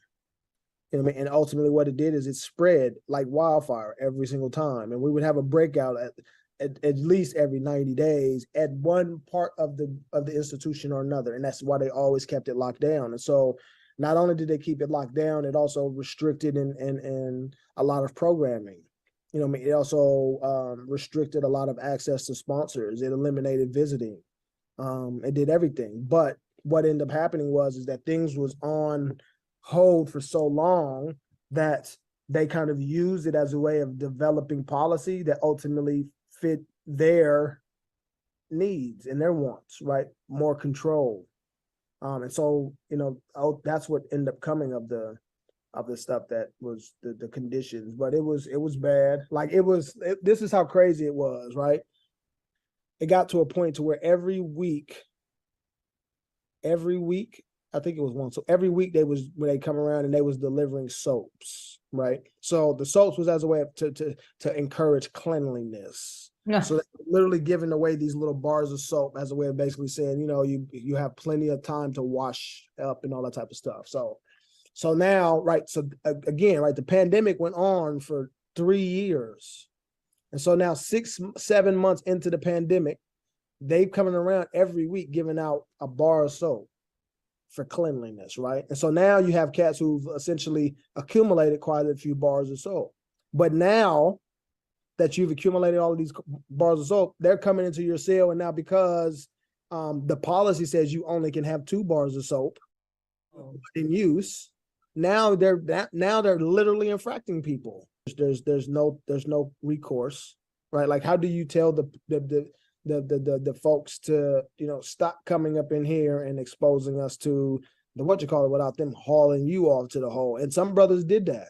You know what I mean? Some brothers refused to get swabbed. Some brothers was making sure that when anytime somebody who came from the outside came into a unit, they was making sure they had PPE gear on. Like, it was, but at the end of the day, it wasn't like they didn't give a damn about us. You know what I mean? Because they wasn't changing their protocol. And then every time that you ask them a good question, oh, well, this comes from headquarters. And so, you know, I think that one of the saddest things about the pandemic is there was a couple of people that I knew that died in Stafford Creek that I knew personally. And it's, you know, and it's unfortunate to kind of see how things go, because that's what they was doing. When people was catching it in the beginning, all they was doing was just locking you in the cell. You know what I mean? And so, but it was messed up. But it's like, what do you expect when you give the responsibility of the Department of Corrections to take care of people? You know what I mean? Like, that's like, you know.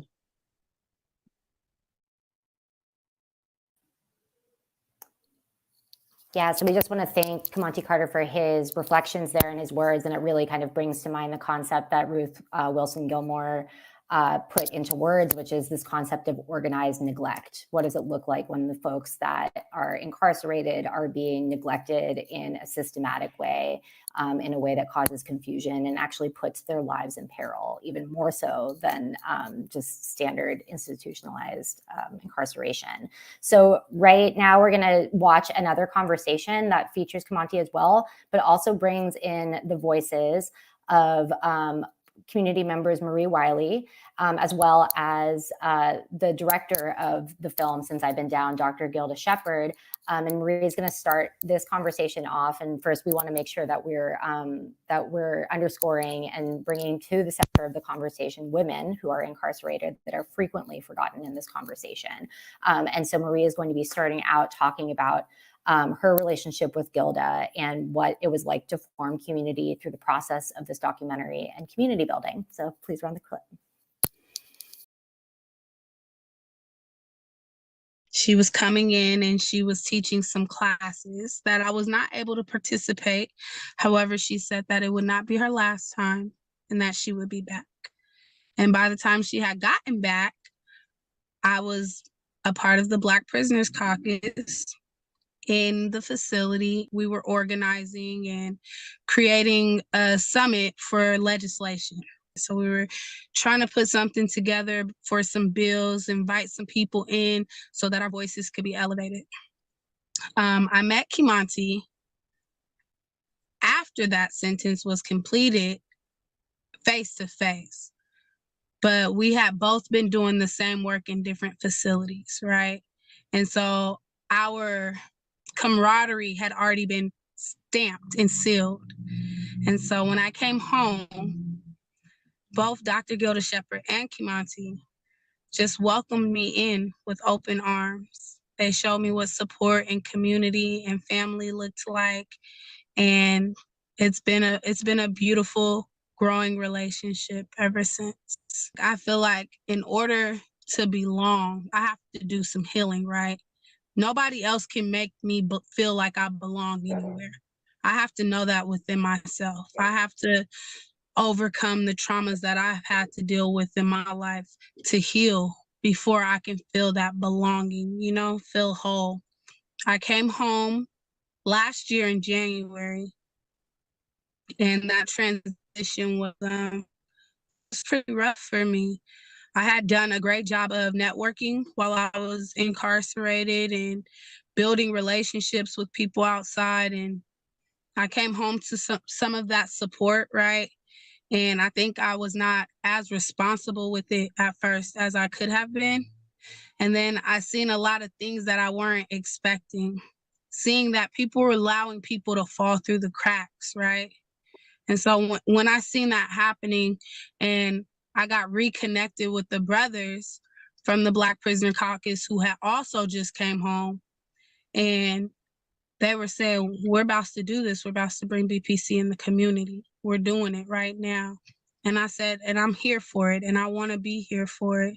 And it's been a part of my healing process as well, you know, showing up for people and showing up to places and telling people my story and my experiences and allowing them to just get a little peek of the injustices that I've had to face, right? As a young Black woman in America that's been impacted by the justice system.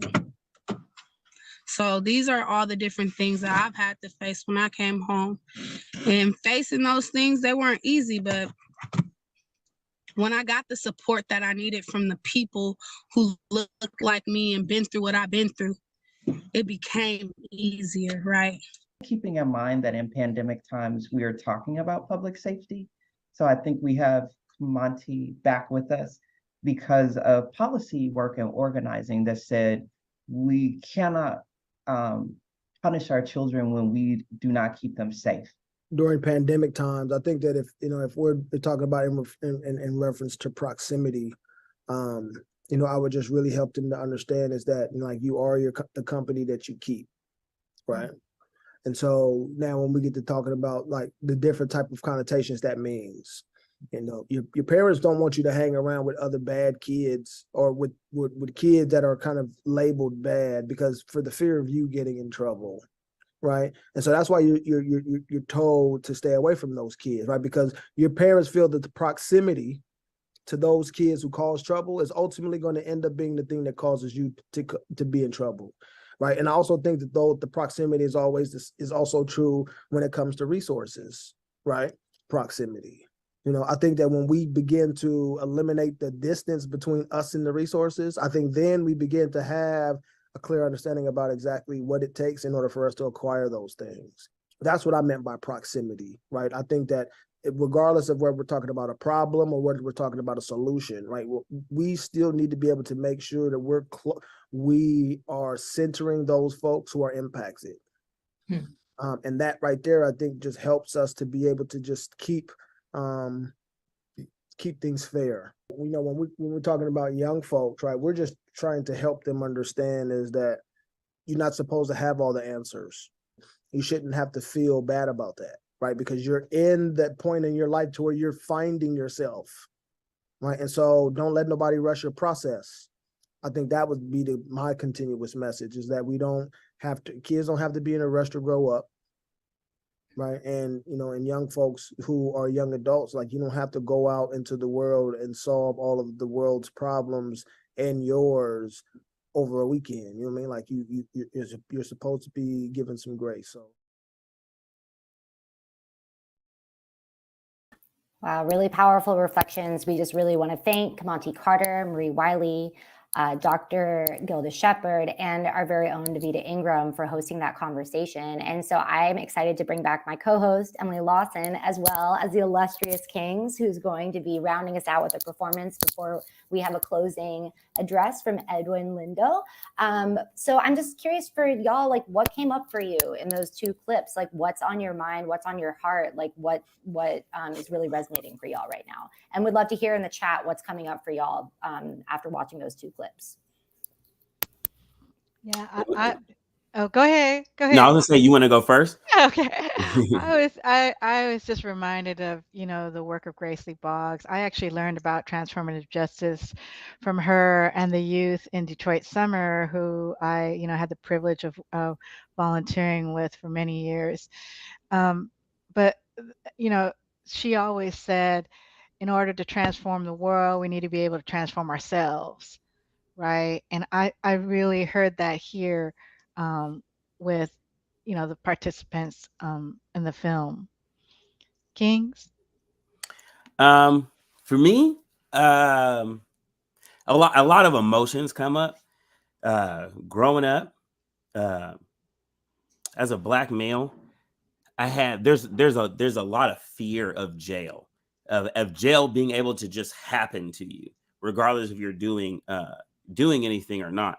And then when you actually get involved in things that could send you to prison, you there's like an anxiety that comes with that, and that it's helping me realize so much of that anxiety isn't necessarily just the fear of jail, but it's like the fear that once you're caught into the system, your value in society is essentially gone, you know, like, and there's no, it often feels like you have to avoid this thing, because once it happens, your life in a very real way is forfeit. Like if you get shot and killed by somebody and you've been to prison, it's automatically not their fault. You know what I mean? And there's like, it's, you know, like depending on what kind of conviction, even it doesn't really matter what kind of conviction. And it's like, when I see this kind of work that's happening, both while people are incarcerated and outside, there's like this feeling like, that there are people that aren't willing to give up on someone or to throw a person away, you know, like to be able to, just, I don't know, be able to come back to the world and do your thing, you know what I'm saying? And live your life and not automatically be considered the bad guy because of what had happened in the past. And so I guess like all those kind of feelings came up for me whenever I interact with that particular part of the quote unquote justice system. Thank you so much for sharing that. And I think, like, you know, I can hear your words and I can bear witness to them and I can feel the things, but ultimately, like, I don't know what it's like to be in your body in this world, and like that level of anxiety and fear, and just like kind of, I think I'm still sitting with how you started your sharing of like, it can just happen to you. Like you could actually literally just be existing, right? It's not like, and I think this whole concept of like cause and effect, or like the type of justice that's being served, it's like there's such like a deep permeating, like vicious injustice that's constantly omnipresent for Black folks, for Black men in our community. And it's just, yeah, it's just something that those of us who aren't like need to be not only aware of, but like be actively working to call out. And so, yeah, I'm wondering for y'all, like what comes up for you in terms of like the concepts of transformative justice? Like, is there a question that you have about transformative justice that you leave this conversation with?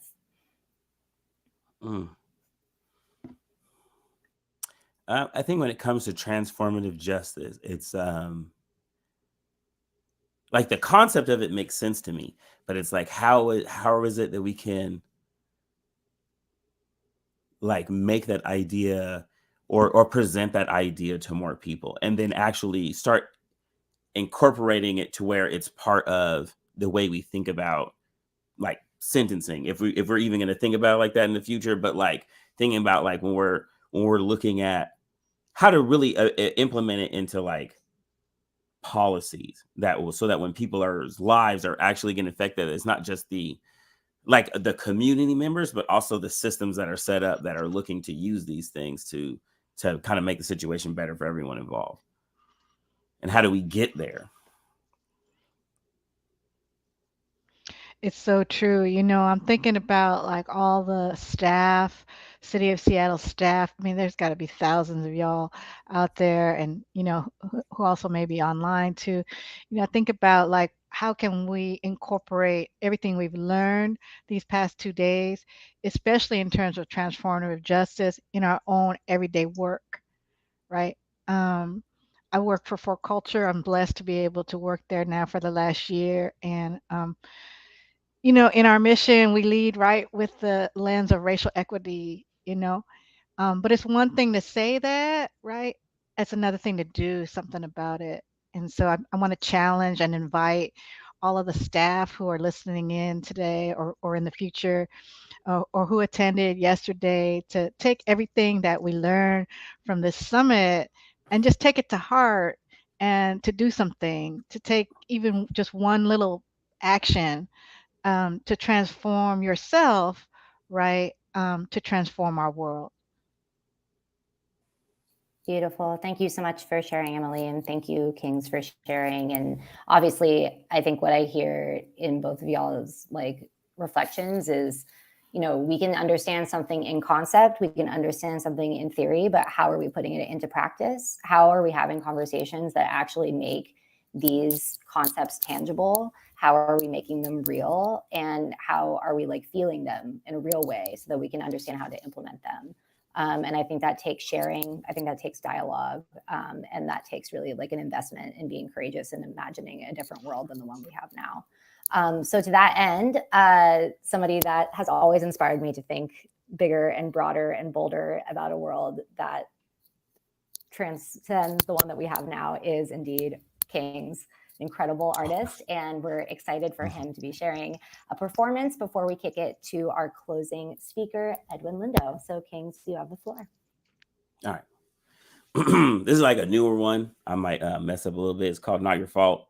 It's like the track was produced by my friend Nguyen Cook the Beat, who's out in Vietnam right now kicking it.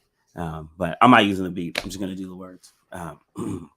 This song is actually about door dashing and what I think about when I'm door dashing. I just want to ball and raise my son, though. I don't even want to fall in love, though. I don't ever want to hold a grudge, no.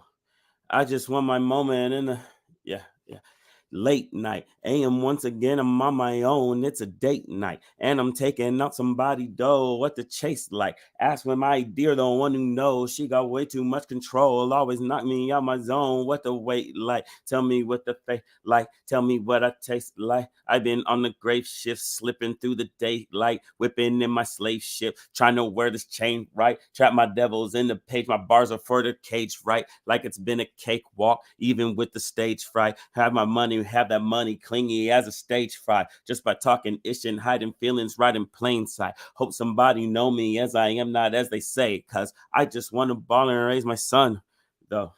I don't even want to fall in love, though. I don't ever want to hold a grudge, no. I just want my moment in the sun, yeah.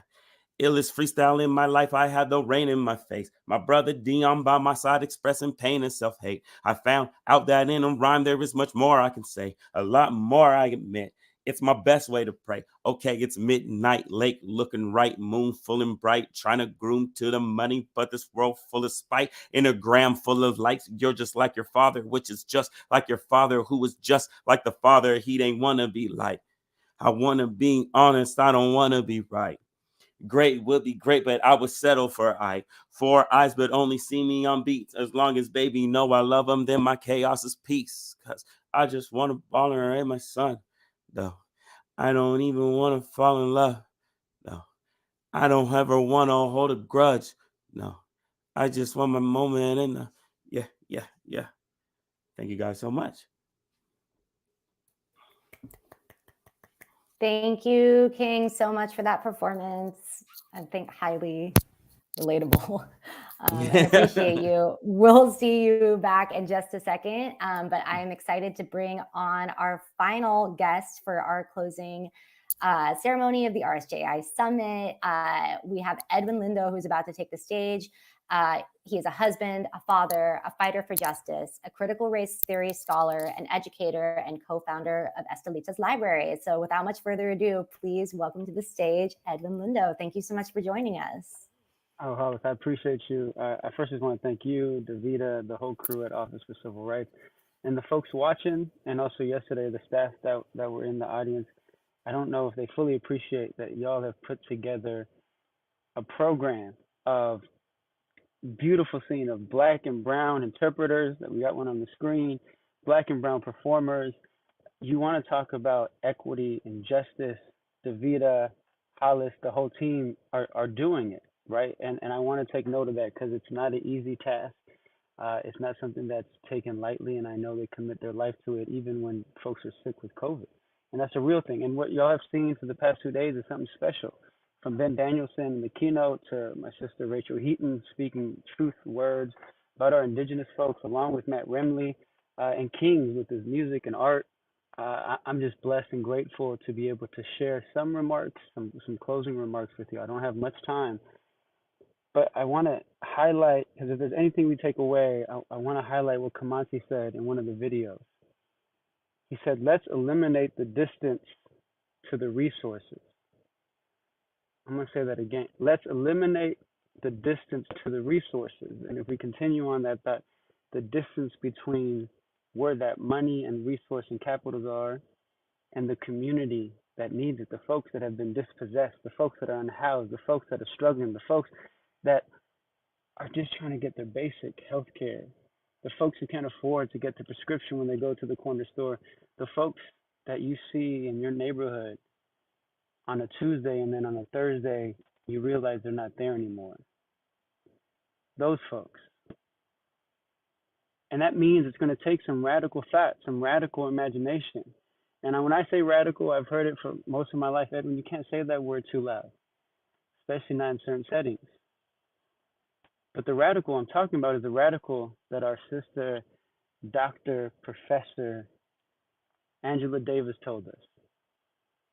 Right? She said radical in its pure definition means to get to the root of something, to get to the bottom of it, to understand its source.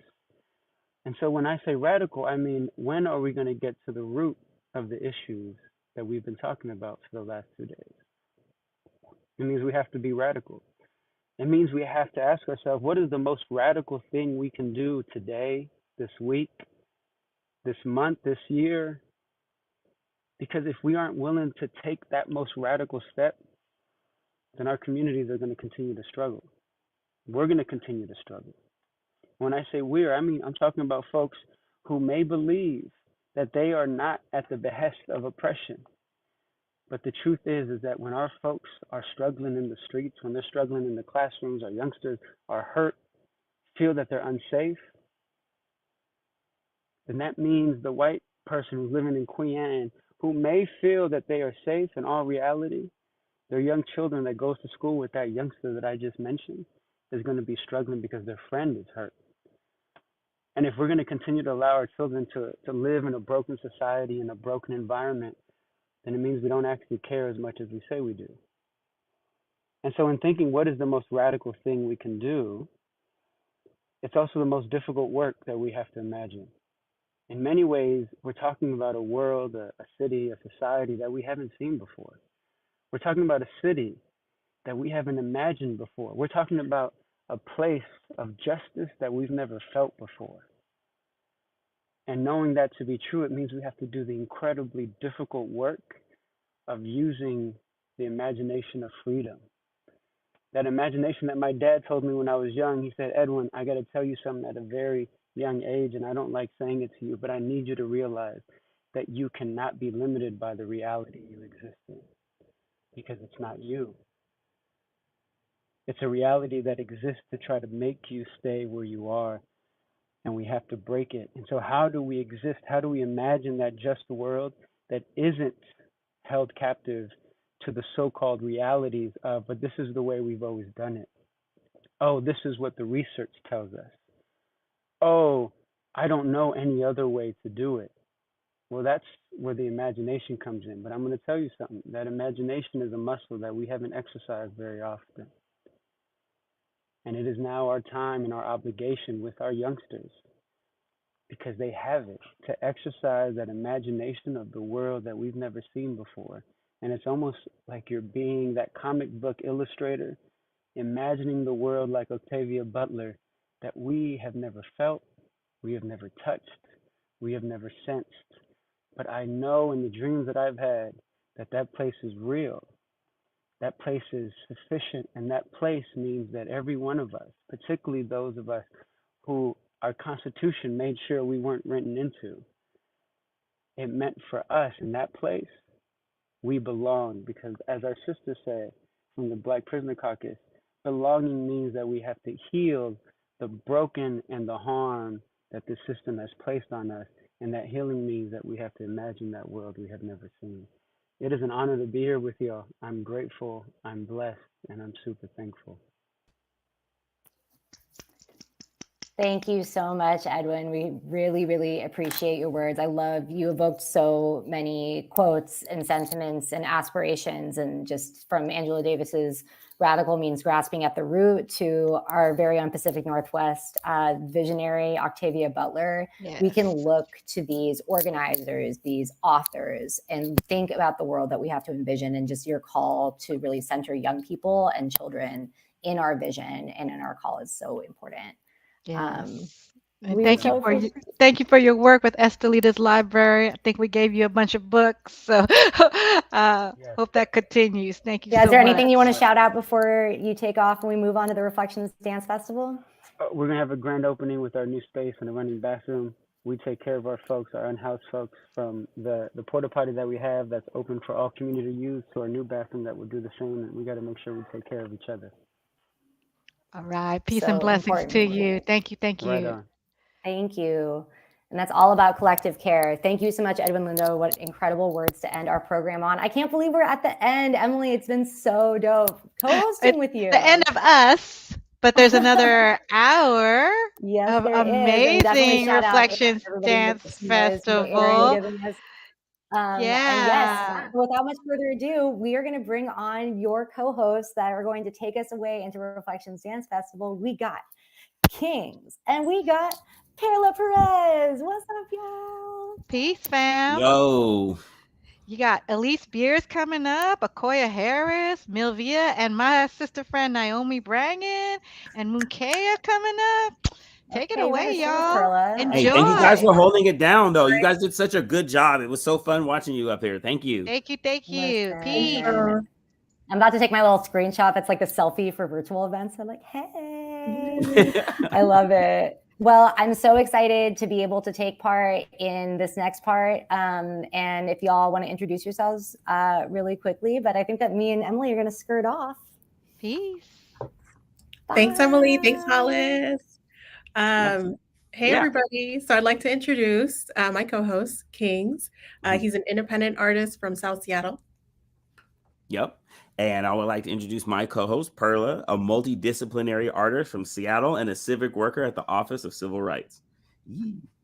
Thank you. All right, cool. I guess we're just going to get into this. Yeah, I think we can kick off with the land acknowledgement. If you'd like to take it away.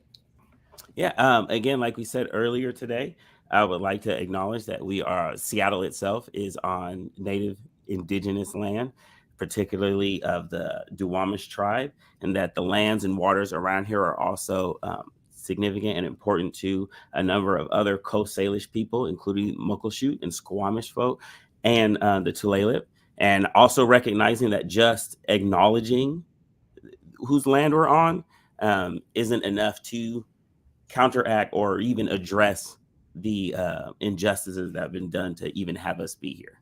And I just want to thank the land and the people who take care of it. Thank you, Kings. So we're going to start off with our first performance by Elise Spears, Unanak, called Annex the Sky Woman Falling to New Heights. I wanted to give you guys a little bit of information about this performer. Elise Spears is an enrolled member of the Aleut Unanak Native American tribe. She's a Seattle-based choreographer, filmmaker, photographer, and dancer with Earthworks. Currently, she's studying for her MFA in filmmaking over at AFI. Her passion for dance is inspired by nature and her love of lifelong full-body wellness. Her passion, or Beers Reflections piece that you'll be seeing shortly, is inspired by the story of Anak, the sky woman, who fell to the earth through an uprooted tree in the stars and created Turtle Island. Quote, "We are all here on native land provided by our Anak," says Beers. Quote, "In this dance, we will explore falling and rising in multiple perspectives.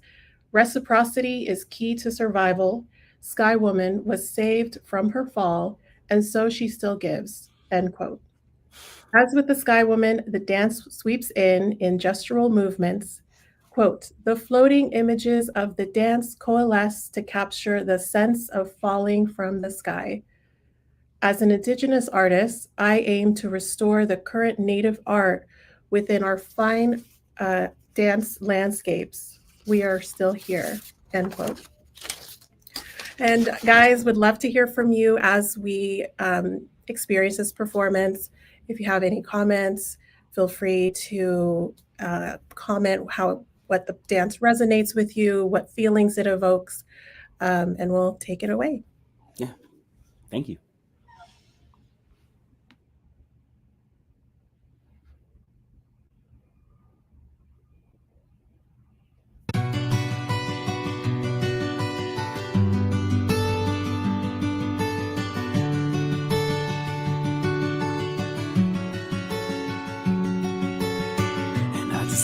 know, can I cry, mama? I just wanna know, will I survive, mama? They don't know my ancestors' pain. They don't even see what their ancestors gained. When I first saw Black Panther, it almost brought me to tears. I always wanted a Wakanda in my younger years. We never wanted to snitch, but then we feel ourselves. And the problematic people always got throwing themselves. Systematically oppressed, we've seen our brothers taken away. Growing numb to see them cuffed like it's just another day. And whenever they get cuffed, there's no rehabilitation. All them papers been signed, but missing phone generations. Yeah, we know how it goes when they get locked up for years. Some self-medicate, some drown in their beers. Institutionalism creates a neurologic style. That's why you see so many convicts and veterans living at the bar, numbing the pain, trying to heal within the racer. And sooner or later, he ain't gonna need that chaser. Cops call on a brown man with some aimless aggression. I already knew to pray for his family before they came to arrest him. If these obstacles were like water, then goddamn it, I'd be drowning. Wonder why I look so stoic, but never ask why I'm frowning. Check our brain waves and see the same as war zones, cause we've been losing so many in our assimilated homes. Self-sustainability replacing welfare. We've been searching for some healing since they cut up our hair. Since they changed all of our names and they took our mother's language, we gon' self-medicate and you gon' label us as strangers. Shit just doesn't add up and it'll never make sense. But if you're searching for some change, let the youth give their 2 cents. A non-native asked, can I say suicide risk? I looked them in the eyes and said those words never had to exist. Colonized, orphanized, assimilate to the fullest with the low population, with high numbers with the bullets. There's been so much trauma, it's time to heal with some truth. So to all you John Waynes, keep your fucking boots. And I just wanna know, can I cry, mama? I just wanna know, will I survive, mama? They don't know my ancestors' pain. They don't even see what their ancestors gain. And I just wanna know, can I cry, mama? I just wanna know, will I survive, mama? They don't know my ancestors' pain. They don't even see what the fucking ancestors gain.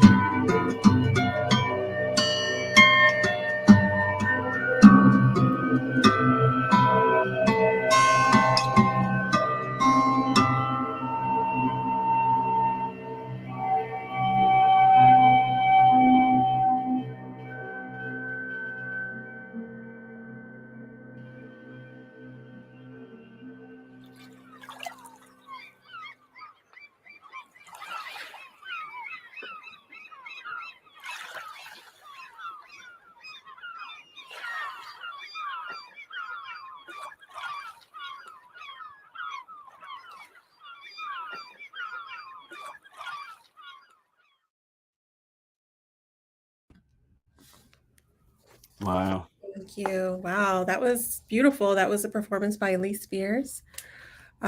Just want to give a quick shout out to Converge Media. Thank you guys for the live stream and for all you do. Yeah. Um, Elite Connection, which is their like on the ground production team that they used to. yes, definitely. Kings, what did this performance bring up for you? Like what resonated? It was a couple of things. One, I meant collective, elite collective. Sorry, and then two, I feel like as an artist, I have a lot of respect for dance as an art medium, because I know for me with beats and my friends with me and like and being able to use my words to still embody so many feelings in my actual body while I'm performing, it's so it's taxing, and it makes it like I don't want to perform every day. I like writing every day, but performing every day I can't do that because Right. it does Yeah. take a lot out of you. And so like, especially with this sort of like embodying the what I know of the story of this like ancestor coming down from the roots of a tree that are above us, which is like a crazy concept and like deserves like a while to unpack. But mixing that with especially that first song, and then having just watched those clips from Kimante and Marie Taylor, that was, they really connected, and like just like this idea of moving your body in a, just being able to move your body how you want is like, is Yeah, it's not something, beautiful. not something everybody has at all times. And like, I don't know, and I was just impressed with her ability to embody that. How about you? Thank you. Yeah, no, I agree. I think it's a beautiful thing to be able to express yourself in a story through movement. And yeah, this piece definitely, I felt, you know, the turmoil of falling, and then also um, the rise and the resilience in that story. So yeah, it was really beautiful. It really resonated with me. What was And your, also, oh, sorry. oh, no, I was going to say the thing that stood out to me too was the transition in the song choice. Mhm. Yeah. Did Yeah. that kind of also catch you off guard, but in Yeah. a kind of a, oh, interesting way? It felt like, and again, like, because I'm combining what I know of the story, which isn't much, it felt like the first part was the, with all the energy, was kind of like the falling or the coming out of the Yeah. roots in the sky and then falling down. And then that last part was sort of like standing up again, is how it felt. Yeah, and grounding yourself and Right. rising up again. That's beautiful. Yeah. All right. And You ready Khalil, for the next one? let's do the second one. All right, so this next one is by Okoye Harris, When Tomorrow Comes. I'm just going to read this because I think it was written really well. Seattle-based movement artist Okoye Harris is a graduate of the Ailey School Certificate Program and has performed as a company artist with Donald Byrd Spectrum Dance Theater. Okoye describes her reflections piece as an embodiment of our future as Black queer people. We exist in an imaginative state capable of building a world that is safe for us. We can rest in the future, be celebrated, feel joy while engulfed in the warmth of community. This piece wonders and reminds us to that in the future is endless and exciting, yet still requires great effort to get to. Yeah, I was really touched by how that was written. Yeah, I'm very excited to see this. I already have so many feelings about this, and I haven't even seen it yet. So. I know, right? It's exciting. I can't wait to see it. Yeah, let's go run the clip.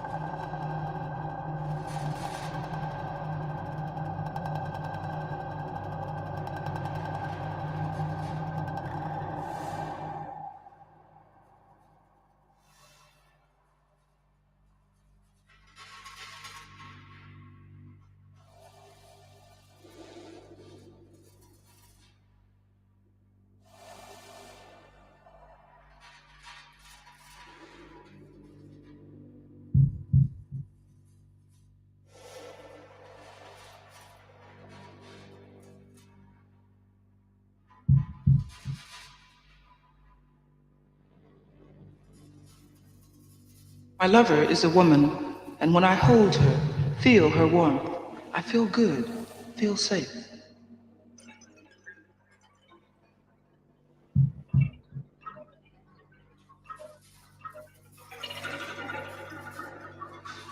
Then I never think of my family's voices, never hear my sisters say, bulldaggers, queers, funny, come see us, but don't bring your friends. It's okay with us, but don't tell mama, it'd break her heart. Come see us, but don't bring your friends. It's okay with us, but don't tell mama, it'd break her heart.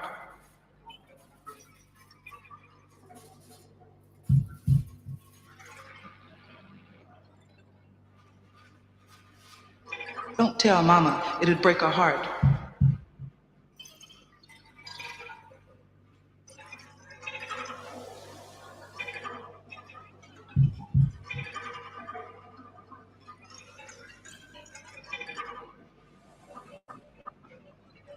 Don't tell mama, it'd break her heart.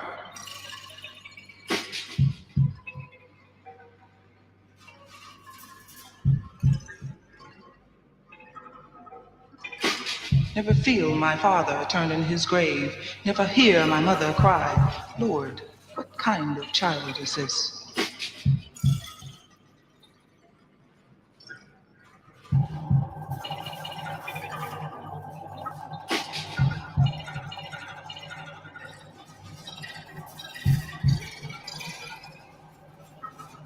I hear my mother cry, Lord, what kind of child is this?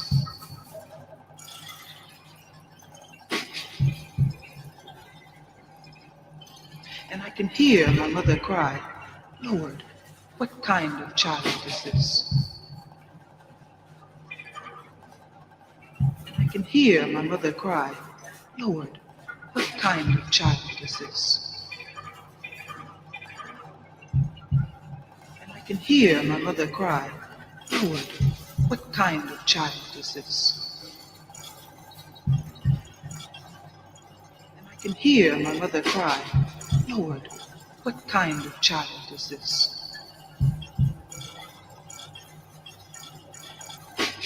And I can hear my mother cry, Lord, what kind of child is this?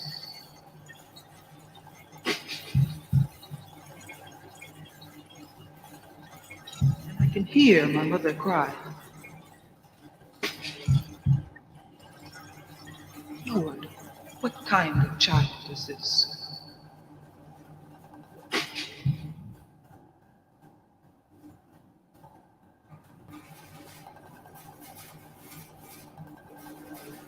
And when we walk the streets of this city, forget and touch or hold hands, and the people stare, glare, frown, and taunt at those queers, I remember every word taught me, every word said to me, every deed done to me. And then I hate. I look at my lover and for an instant doubt. Then I hold her hand tighter and I can hear my mother cry, Lord, what kind of child is this?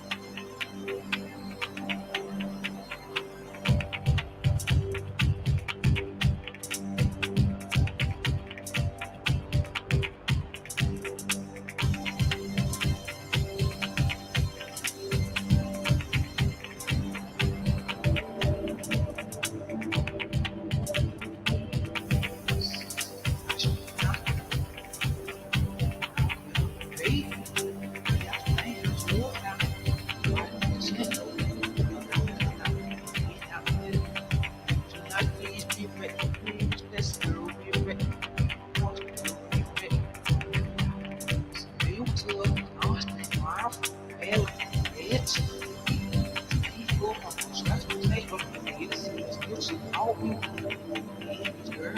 Let me know. The most is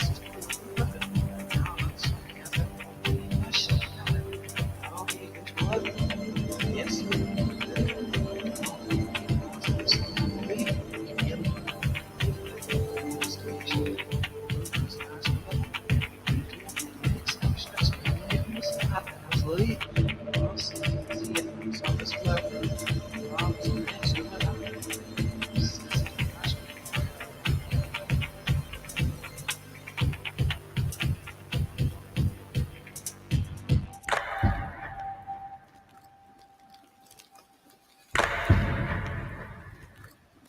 This is the last banana.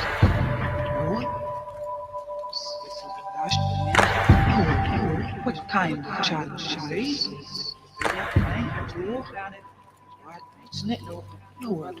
What kind of challenge is this? Not be ready, let's go be ready. What kind of challenge is this? Not be ready, let's go be ready. What kind of challenge is this?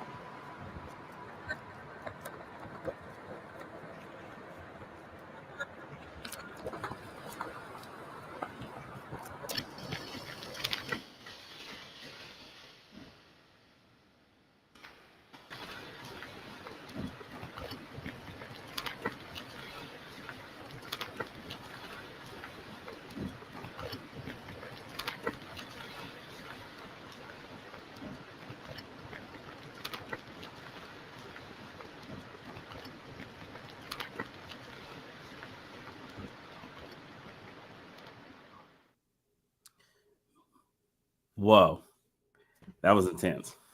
Yeah. Right. That was how a lot of feelings come up through that one. How about you? What resonated with you, Perla? Yeah, that was a really powerful piece. And just the story that Akoya was able to express, it just seeing how at the end, embracing their identity loudly and proudly, that was so empowering, and it gave me goosebumps just to see that. It's just a beautiful piece and just very powerful. But what did it bring up for you? How did it resonate? Certain parts of it, like the very beginning before the music kicked in, hearing the reciting of the poem, especially what manner of child is this, it felt like fingers being in my gut, and like it like hurt my feelings. And I was like, yeah. And I was like, man, I feel like I have been that person who has said, it's cool around us, but don't let the older people know, and without at the time thinking about what am I asking a person to hide, and I feel like in those times I think, well, I hide parts of myself. I was hiding like the fact that I like science fiction. It's not even on the same level as like what that was, and like just like, I don't know, had me thinking about like words and actions and of my own and what harm they can cause, and sort of needing to like get down. I don't know, man. It brought up a lot of feelings. No, I know what you mean. Yeah. What you mean. I felt the same way, as far as, a lot of times I think and we're growing. I feel, as a society, we're growing and learning how to do better. But I know what you mean as far as feeling like, sometimes we're told to hide a part of ourselves to not make others uncomfortable. Right. And, like, I think even those folks saying that don't understand the impact at that time that it has on the individual we're asking to maybe, don't tell somebody. Yeah. It's like, don't be yourself around the people that you love the most. Yeah. And it's, difficult to be on either end of that conversation. But, it's, I think, Akoya beautifully was able to show us how they went from being on that receiving end of don't tell people who you are to silencing that noise and really just embracing their identity. And once they did that, the noise just dissipated. Kind of fell away. Yeah. Yeah. That's really beautiful. Yeah, no, I was definitely that piece was like I said, it was intense. It was a lot of things. I think I'm gonna have to watch that maybe 4 or 5 more times and sit with myself and ask myself some serious questions. Definitely. Yeah. No, I hear Very you. appreciative of that. Yeah, thank you, Akoya Harris. Moving on to our third performance with Naomi Bragan and Milvia Pacheco. This piece is called Umalalengua Okan. Naomi Bragan is a dancer, artist, scholar, and educator at the School of Interdisciplinary Arts at the University of Washington in Bothell. Milvia Pacheco is also a dancer, painter, poet, and executive director of Movimiento Afro-Latino Seattle. Since 2019, Bragan and Pacheco have collaborated on Little Brown Language, which involves researching submerged histories of resistance to colonial encounters in Venezuela and the Philippines, reinterpreted as dance incantations. Together, they blend cultural syncretism and portal and share and play with each other's languages. Their Reflections piece is an extension of Little Brown Language, performances and workshops at the intersection of healing, ritual, and art. Quote, "In this dance, a cosmic foot stomps," the artists say. "Watch these moments map meeting points, reconnecting lost paths of relation. Where to? Where language meets ports unknown. They harbor our dance," end quote. This soundtrack for the piece is by Washington, D.C. musicians who fuse techno and house music. And let's take it away.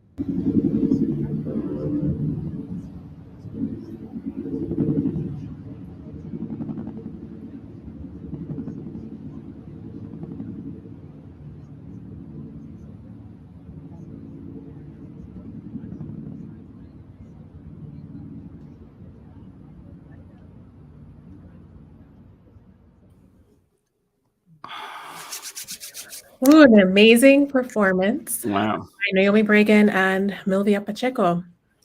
So, Kings, what do you think? What did that bring up for you? I think specifically the part where they were dancing on top of the wooden platforms. It was like, and then going between what you read out in their bio, it reminded me of watching my sister's mom perform when she would go dance, and I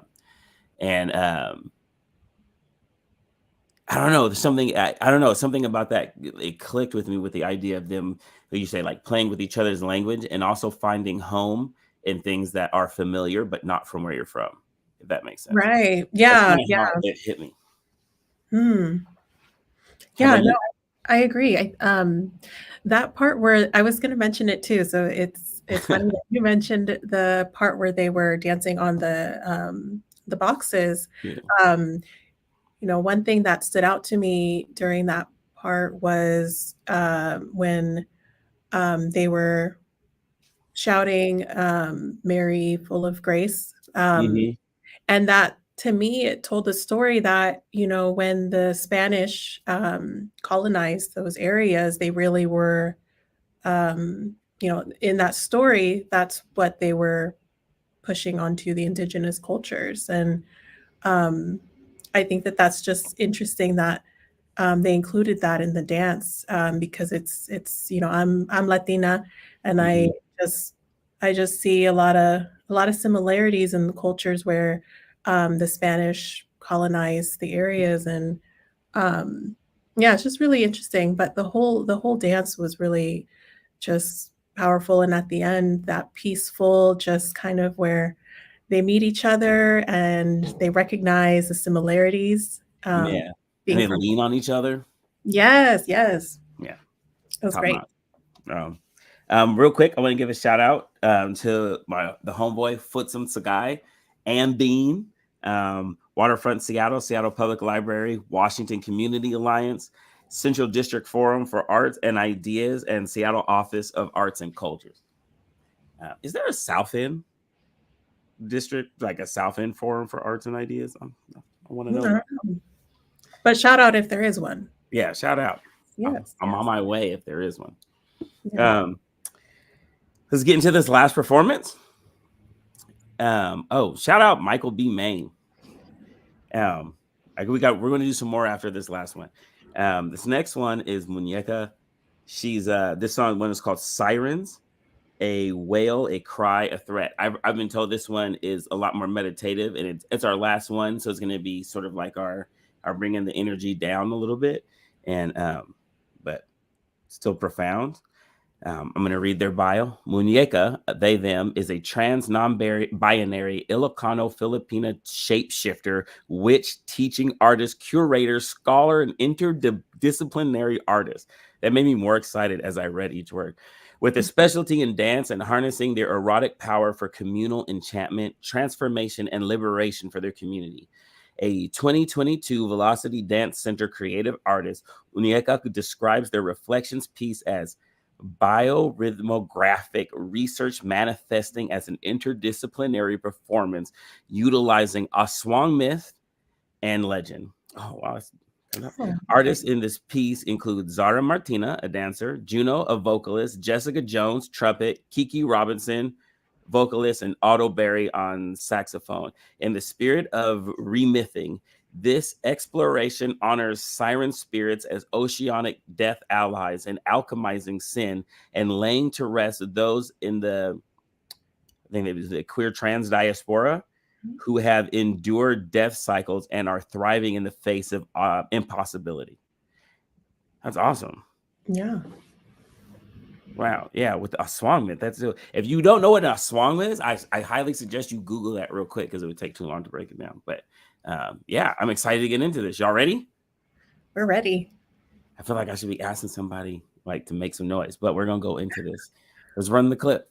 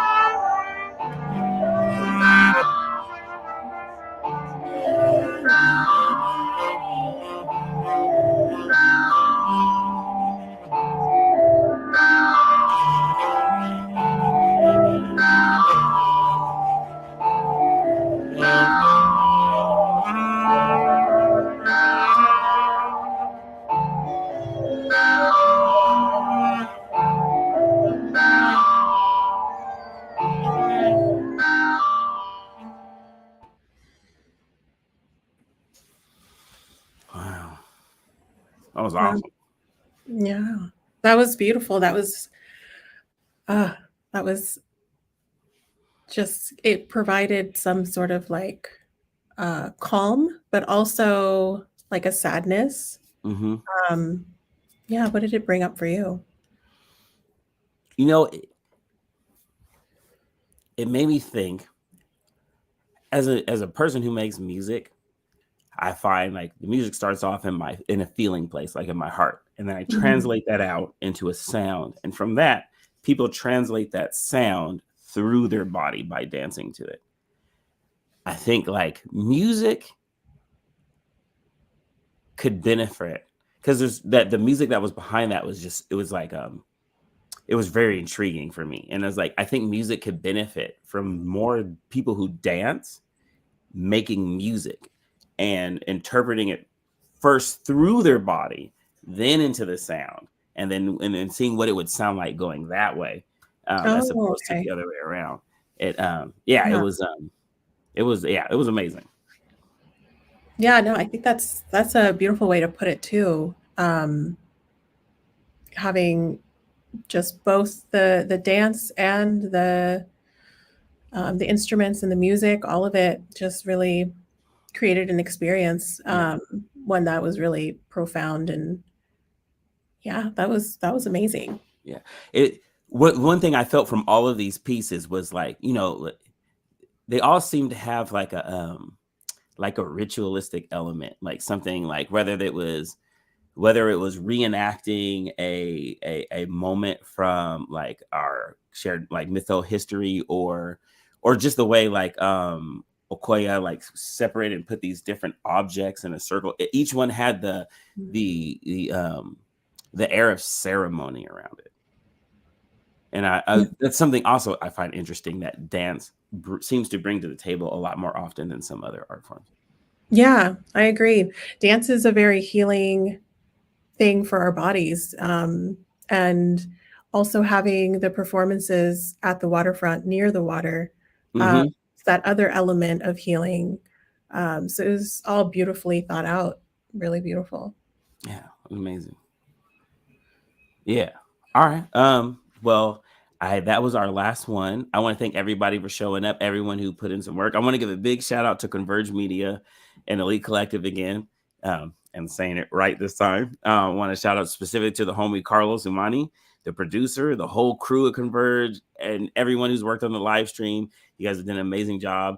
Want to give a big shout out to all of our ASL interpreters. You guys are amazing.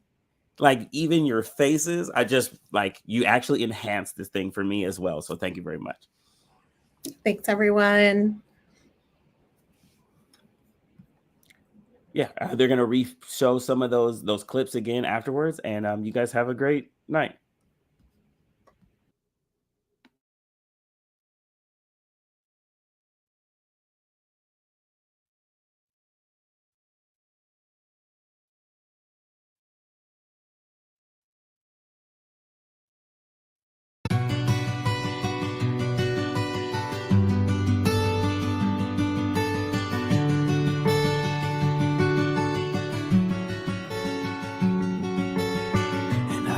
Know, can I cry, mama? I just wanna know, will I survive, mama? They don't know my ancestors' pain. They don't even see what their ancestors gained. When I first saw Black Panther, it almost brought me to tears. I always wanted a Wakanda in my younger years. We never wanted to snitch, but then we feel ourselves. And the problematic people always got throwing themselves. Systematically oppressed, we've seen our brothers taken away. Growing numb to seeing them cuffed like it's just another day. And whenever they get cuffed, there's no rehabilitation. All them papers been signed, but missing phone generations. Yeah, we know how it goes when they get locked up for years. Some self-medicate, some drown in the beers. Institutionalism creates a neurologic scar. That's why you see so many convicts and veterans living at the bar, numbing the pain, trying to heal within the racer. And sooner or later, he ain't gonna need that chaser. Cops call on a brown man with some aimless aggression. I already knew to pray for his family before they came to arrest him. If these obstacles were like water, then goddamn it, I'd be drowning. Wonder why I look so stoic, but never ask why I'm frowning. Check our brain waves and see the same as war zones, cause we've been losing so many in our simulated homes. Self-sustainability replacing welfare. We've been searching for some healing since they cut off our hair. Since they changed all of our names and they took our mother's language, we gon' self-medicate and you gon' label us as strangers. Shit just doesn't add up and it'll never make sense. But if you're searching for some change, let the youth give their 2 cents. A non-native asked, how to say suicide risk. I looked them in the eyes and said those words never had to exist. Colonize, orphanize, assimilate to the fullest with the low population, with high numbers with the bullets. There's been so much trauma, it's time to heal with some truth. So to all you John Waynes, keep your fucking boots. And I just wanna know, can I cry, mama? I just wanna know, will I survive, mama? They don't know my ancestors' pain. They don't even see what their ancestors gain. And I just wanna know, can I cry, mama? I just wanna know, will I survive, mama? They don't know my ancestors' pain. They don't even see what the fucking ancestors gain.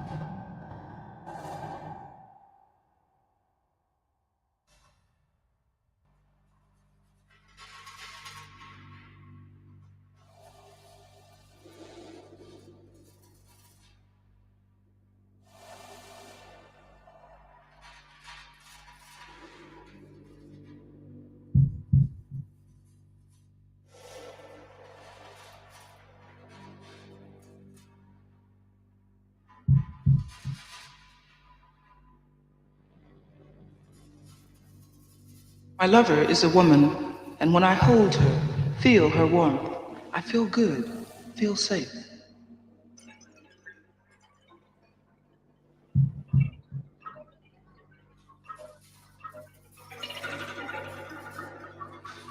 Then I never think of my family's voices, never hear my sisters say, bulldaggers, queers, funny, come see us, but don't bring your friends. It's okay with us, but don't tell mama, it'd break her heart. Come see us, but don't bring your friends. It's okay with us, but don't tell mama, it'd break her heart.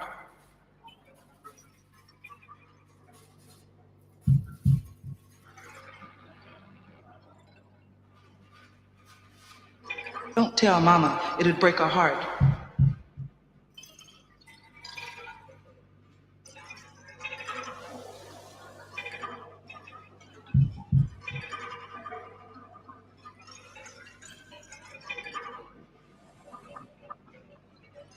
Don't tell mama, it'd break her heart.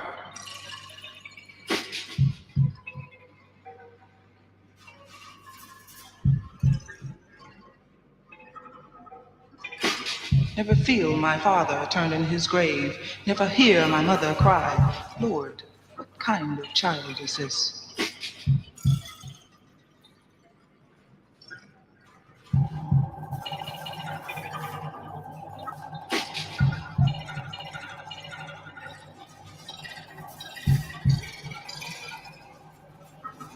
I can hear my mother cry.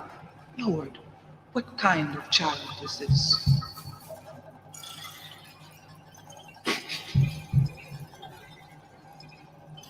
And I can hear my mother cry, Lord, what kind of child is this? I can hear my mother cry, Lord, what kind of child is this? And I can hear my mother cry, Lord, what kind of child is this?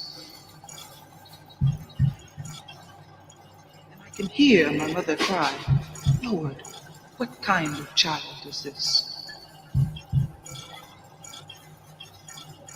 And I can hear my mother cry, Lord, what kind of child is this?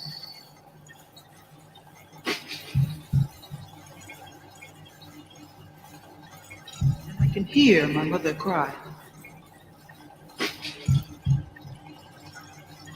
Lord, what kind of child is this?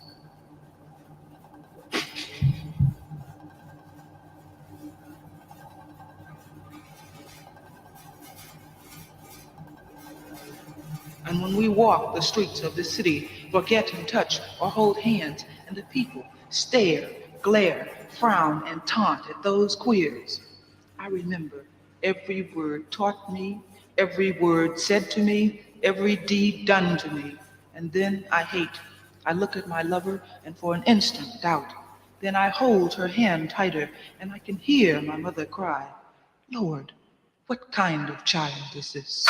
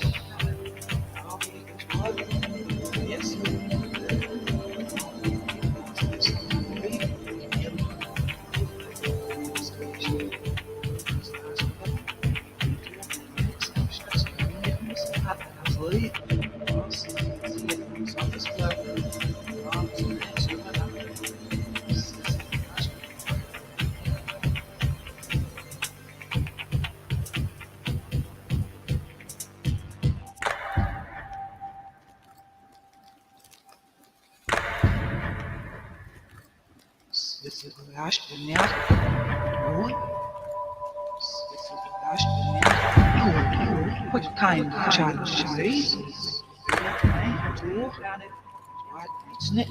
Lord, what kind of child is this?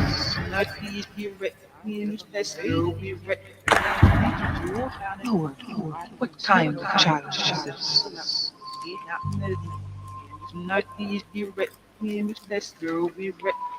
Lord, what kind of child is this?